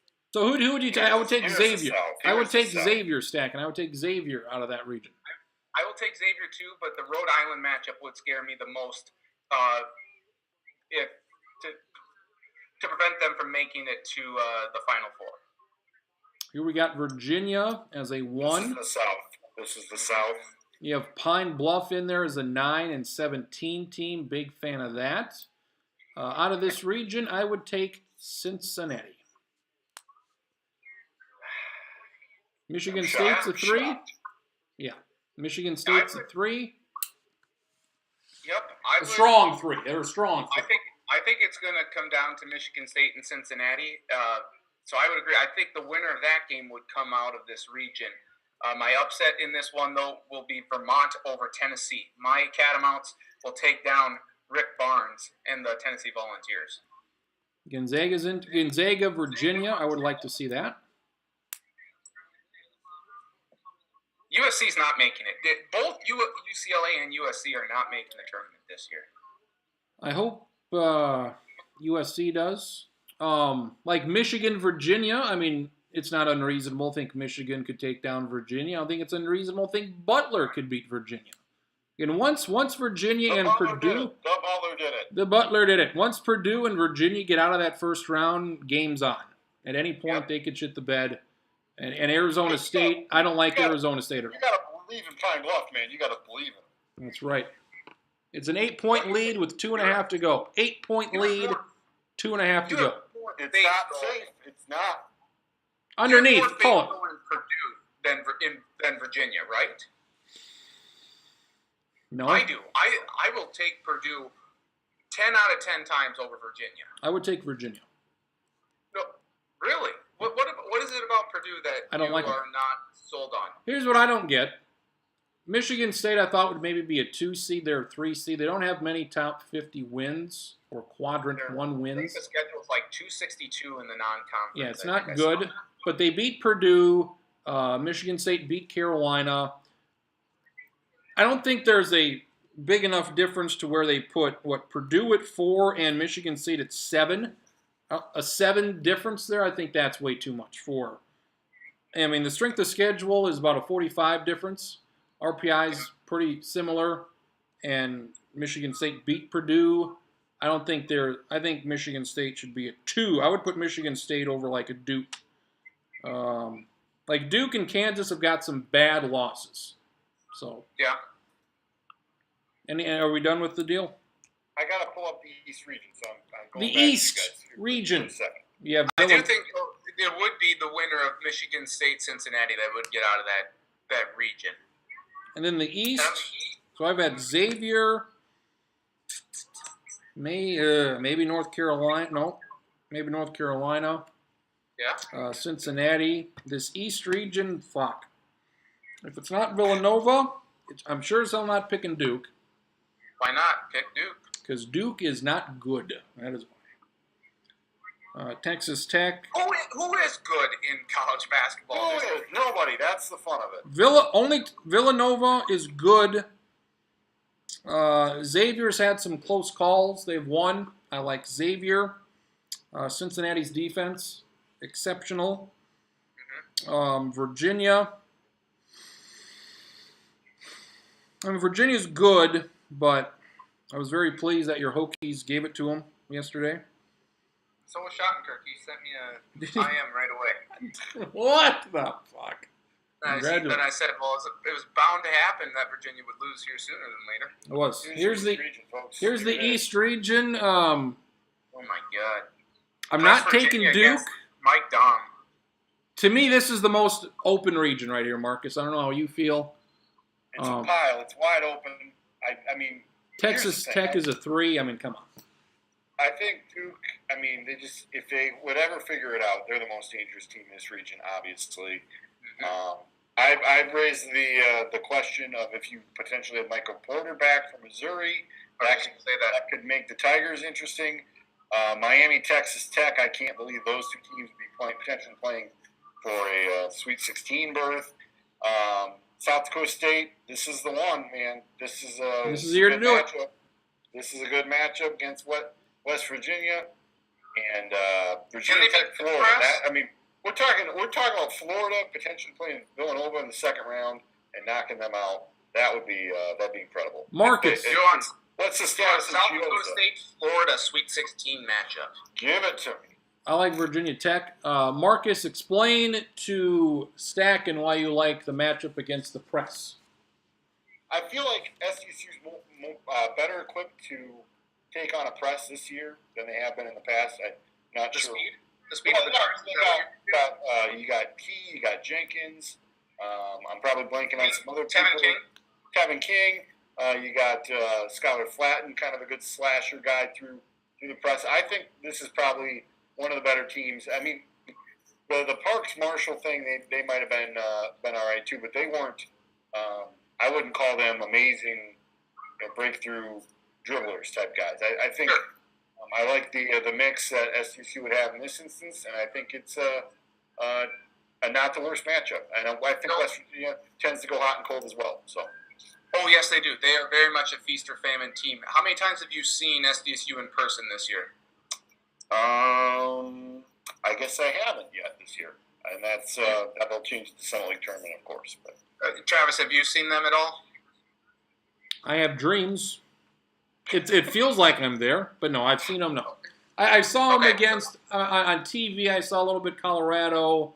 I've seen them on TV a couple times. I've watched them a bunch. Yeah, I've watched them a bunch on TV. Okay, so you guys could probably answer this a little bit. Like more what a world do we live in which every game of theirs is pretty much on TV. I know. It's amazing. You say, Marcus, that they have the guards that are better equipped to do it. What have you seen from them this year when you watch on TV that makes you think, besides the guard play, if they were to they shoot a shoot a shit ton of threes. Yeah. Okay, is it strictly the threes? I mean, I think their defense has improved a lot. It's better than last year for sure. Yeah, and I think that the most disappointing aspect of the team this year, and this is kind of cherry picking here, or being, I don't know, a little strict here. They just need to be able to hang on to leads once they get out to a big one. I mean, look at this last week. They had a huge lead against Denver. Almost let that one slip away. Fort Wayne at home. Yeah. Fort Wayne at home. Yep. Even Oral Roberts. That Colorado was not good. Yep. He probably should have won that game. Yep. And I don't know if Colorado. I always bring Dom for that one. You can't miss 2 free throws, man. He's the best free throw shooter in the. He shoots the most free throws in the entire NCAA. He misses 2 free throws there in a row against Colorado. If he had made at least one of those, they would have won that game. Getting there is half the battle, Stacking. You got to make them. But I guess, is that what? I would agree with what Prince said. They take a lot of threes. It seems like they've got a lot of guys that can make them. Flatten is a good shooter. At one point earlier this year, he's basically shooting 50% from 3. He doesn't take as many as Dom and Jenkins and all that, but Jenkins is the Jenkins. He's the guy. Right. I think he is a bona fide scorer in the way that they haven't had 2 of those. Obviously Dom is, Walters was, but he is a legit. He's a legit scorer. That's 2 guys the teams have to stop. I like that combination. And you got Tillenhusen, who's a good number 3. And Tillenhusen, we haven't even mentioned him. He's a good. Yeah, Reed's playing the best that he has since his freshman year. When I saw the game in Fargo when they played the Bison, that was Jenkins, I think, his worst game that he's had all year. He did not make anything, but I think it's nice that when Dom has struggled to shoot this week, he went 11 for 34, I believe, in the 2 games on the road this week. And Jenkins helped fill that void. So that's big if Dom has an off shooting night, which he's had lately, that they can still put up a bunch of points with the likes of Reed and David. My main thing is, Jenkins, he's a freshman. He's going to be playing in the tournament for the first time if they make it. USD, the more this goes, the more they kind of scare me. I picked USD at the beginning of the year, so I think it's just you can beat them. I think they will beat them in the tournament. But I think if you just say, he's a freshman, Jenkins is not going to play well in the tournament, then they really do need Dom. And I think there's one way of looking at it. I think the fact that they can make a lot of threes is going to help. And I think the fact that Dom, he's been there now time and time again. This won't be a new scenario for him. I think he'll be able to get free a little bit. And if they do focus all the energy on Dom, I think you've got these other guys who are going to be able to knock down some shots. Tevin King appears to be better. He's better, more of an offensive threat. So I think they're in a really good spot, and I'm excited to see how this plays out here. Flatten last night went 6 for 6, including 3 of 3 from beyond the arc. Yeah, that's sort of what I was referencing as far as really knocking down some shots. I saw that line, and that was pretty incredible. Yeah, this is the deepest team that I think that they've had. Where they go 3 deep on the benches, although? 3 deep.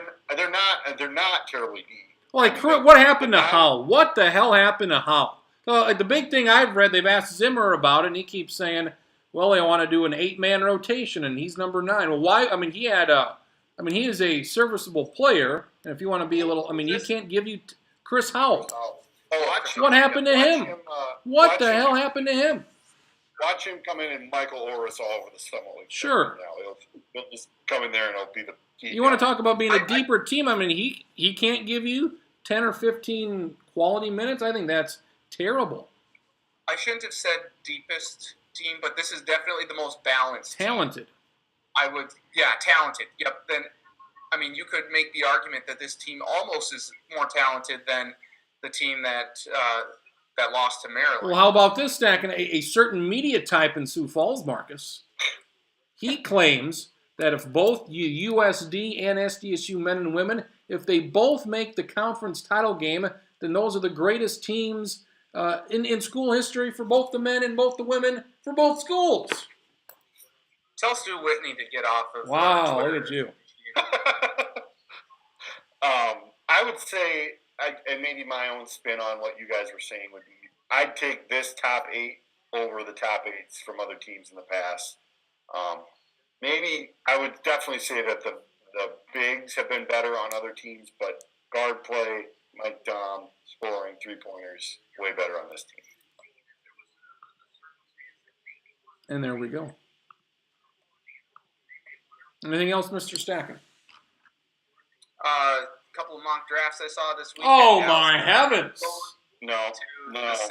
That's awful. I'm just saying. What to the Saints? To the Saints. That's all I was going to say. I don't want to root for the Saints, but if Dallas Goedert goes there, that would be very intriguing. Although I think I was the guy who, after the Super Bowl, said, "What if Goddard replaces Gronk on the pads?" So we've all been victim to it. We've all been victim. I said that Gronk and Goddard would make a dangerous 1-2 combo up there in New England. Goddard could teach Gronk how to ride a unicycle, and all hell would break loose. So teach him how to read and write. Gronk could teach Goddard how to teach him how to read and write. Already on a cruise line. I like it. It's a 10-point lead with 30 seconds to go. It's not safe. It's not safe. So what did Amon say about this fucking thing? I don't know. I wasn't listening to him. Decipher Amon's something about something. So there we go. Tons of basketball stuff. Nice and tidy 2-hour program. Yeah. Summer League tournament, what are we? 20 days away? 20 days away, yeah. We're there, folks. I'm excited. We are there. So, a couple weeks of the regular season. When I was in Watertown, right next to my hotel, they had, in a strip mall, they had China buffet, and it was like hibachi grill. It was like China buffet and hibachi grill. But it didn't say Supreme Buffet, which is the key difference here. If you're not a Supreme Buffet, you can have the hibachi, you can have the China Buffet, but it's got to be Supreme, and that makes the key difference. There is a Super Buffet up in Fargo, I think, that could rival Supreme Buffet. Well, is it any good? That's the question. Yeah, it's very good. It's not quite as big as Supreme Buffet because you can't spell Supreme without Super. So, there you go. The other thing that needs to be said about the Supreme Buffet in Sioux Falls is how damn big that building is. There's a lot. It's big. There's a lot of places to sit. Yeah. They got a weird waterfall / koi pond thing going. Would they foul somebody shooting a 3? It's down to 8. It's not safe right there. That's why. So many free throws in this last minute. So many goddamn throws. It's if it wasn't clear, both those teams I hate them. It's a 7-point lead. Michigan should have lost to Minnesota last week. 79 to 72. Michigan get the ball in. You got it in. You got it to some big bitch. You got it past half court. Still can't foul. Kick it out. 30 seconds to go. There's still not. And they're preempting golf. What are they doing? Good.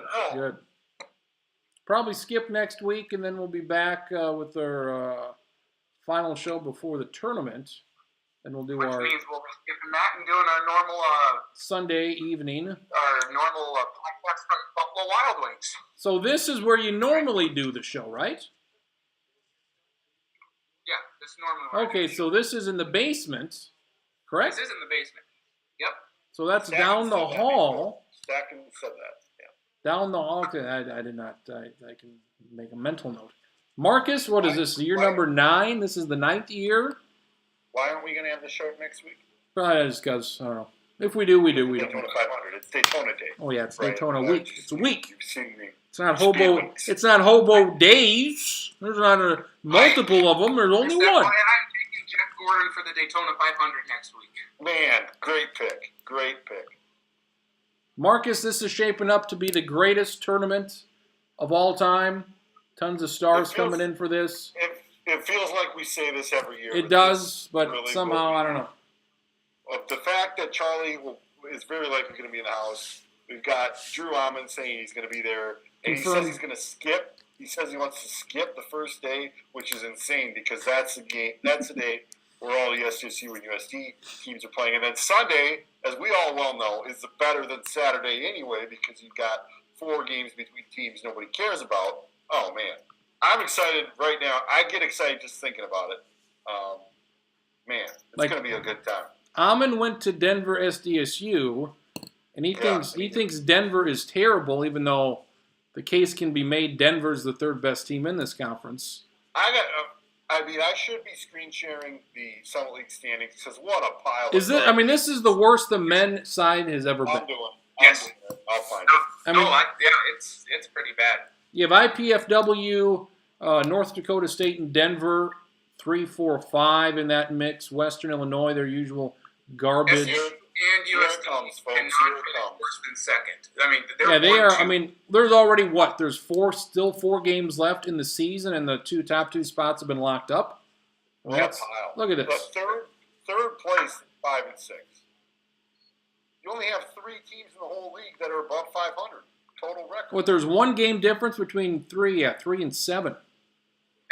Is it fair to say that if SDSU and USD do not play against one another in the championship game, that either of those schools will win whoever they play against in the championship game? Yeah. It's got to be SDSU or USD. If you don't put money on any of those other teams coming out. It basically comes down to can SDSU they played in Vermillion the first time, right? Mm-hmm. So SDSU needs to win in Frost Arena whenever that is in a week or 2. Yep. That's the 1 seed difference right there. And right now, I'd say that's a fairly important game because Western is terrible. Yeah, and I would like to play the 4 or 5 winner. And honestly, there's no difference between the 7 seed and the 3 seed this year. Well, I think like we discussed, Fort Wayne's maybe the one team you don't want to play just because they've got a couple skill guys. But even then, they're not. The fact that they're 5 and 6 this year in the conference tells you quite a bit. I'd say the big thing is that Western Illinois is clearly the worst team, and you want to play them. Yes, I agree. Yes. Yeah. And it's funny that North Dakota State went to Vermillion and beat USD. Just to remind. And they lost to Denver too, didn't they? Yeah, in Denver. Yeah. And it was not close. It was like a 15-point loss. 84-66. Not good. Let's take a quick look here. Michigan's ahead by 11. There's no time left. Possibly the highest scoring Wisconsin game all year. USD still got to go to Oral Roberts, and they host Omaha. They play at SDSU. So that final game of the year is at SDSU. Good schedule makers. For them, I think SDSU. They have to go to Fort Wayne. Yeah, they got one more after that. They got to go to Fort Wayne. But they only got 3 games left too. So. Western and 3 games to play in the next 3 weeks. That's a soft. No, only two. Well, the next 20 days they play. Yeah, and then the Saturdays. 4 games in 20 days. Doable. The women, they're done at home. Have you seen the women's side though? How bad the bottom of the Summit League is. There are 3 teams. I'm pulling it up. NDSU has been terrible for some time now. Yep, Fort Wayne's got 1 win, and Omaha. Oh, our Omaha. Omaha squad. So there could be potentially a 1 or 2 win team get the 6th seed. Yeah, good. I approve. Omaha, we like Omaha. Stacking thumbs up to Omaha. We like it, and I think it's very important in this case to get the 1 seed so you can avoid Western Illinois in the second round. Mm-hmm. Yep. Although both SDSU and USD have pasted Western Illinois already this season, so that helps. USD's won 15 games in a row. I'm sure they haven't played anybody really other than SDSU in that span, but man, That's a lot of wins. I would say. You're calling Peru State College not a viable team? I'm saying that they played Doan yesterday, not a real. Doan isn't. Sorry, not Peru. Not Peru. You know, a lot of people. No, a lot of people say best teams they've ever had. Which sure you can make that case. But I mean, you just look at the rest of the Summit League. They're not. It's not good. Yeah, league's bad. League is Maybe bad. we should stop putting North Dakota's logo on there. They're coming in 1819. So this. When are they going to be in the league? This really overinflates the top. I mean, they're very good teams, but boy, when you got 3 teams with 1 win, we got 2 weeks to go. It's not good. So that's the lounge for the week. It's number 241. Hello. Hello. Oh, goodbye. Marcus, Nathan, me. Basketball, February, it's basketball. So we will see you making the big trip to Cheyenne Eagle Butte. Who gets the short straw on that one? Stacking, you going to Cheyenne Eagle Butte? Oh, I'm sorry. I thought this. Is this the 2-man show? Are we doing that at halftime? Halftime of the wrestling. Big game between Cheyenne Eagle Butte and Crow Creek coming up. No, Right we here. are not. We are not covering. We are not covering wrestling in Eagle Butte. I heard we might be going to the Pine Ridge Tiaspazona game later. Man, that is going to be good stuff. Stack, and any questions you have for Marcus about Mitchell boys basketball? If you've got them, I'll take them.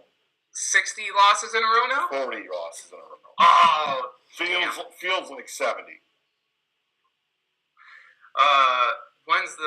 Do they have anybody coming up that will? Is there a freshman or an 8th grader that can help this team? They got nothing. I mean, they have some young players, but it's just kind of like nobody that looks like a surefire. How many wins next year? 0. I mean, I would say I thought they'd win 4 or 5 games this year. I thought they'd be in the Sweet 16. They're not going to be. I have no idea. Travis, what have I called Mitchell boys basketball? What, the Sturgis football? The Sturgis Yep, of the. What a shot!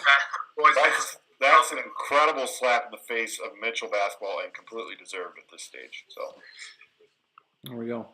We'll see you in a week or so. 20 days from the Summit League. And around this time, we'll be eating buffet on a Sunday in 3 weeks. Maybe 21 days and 2 hours from now, we'll not pay for our drinks because some people are assholes. And there we go. So we'll see more basketball and things of note.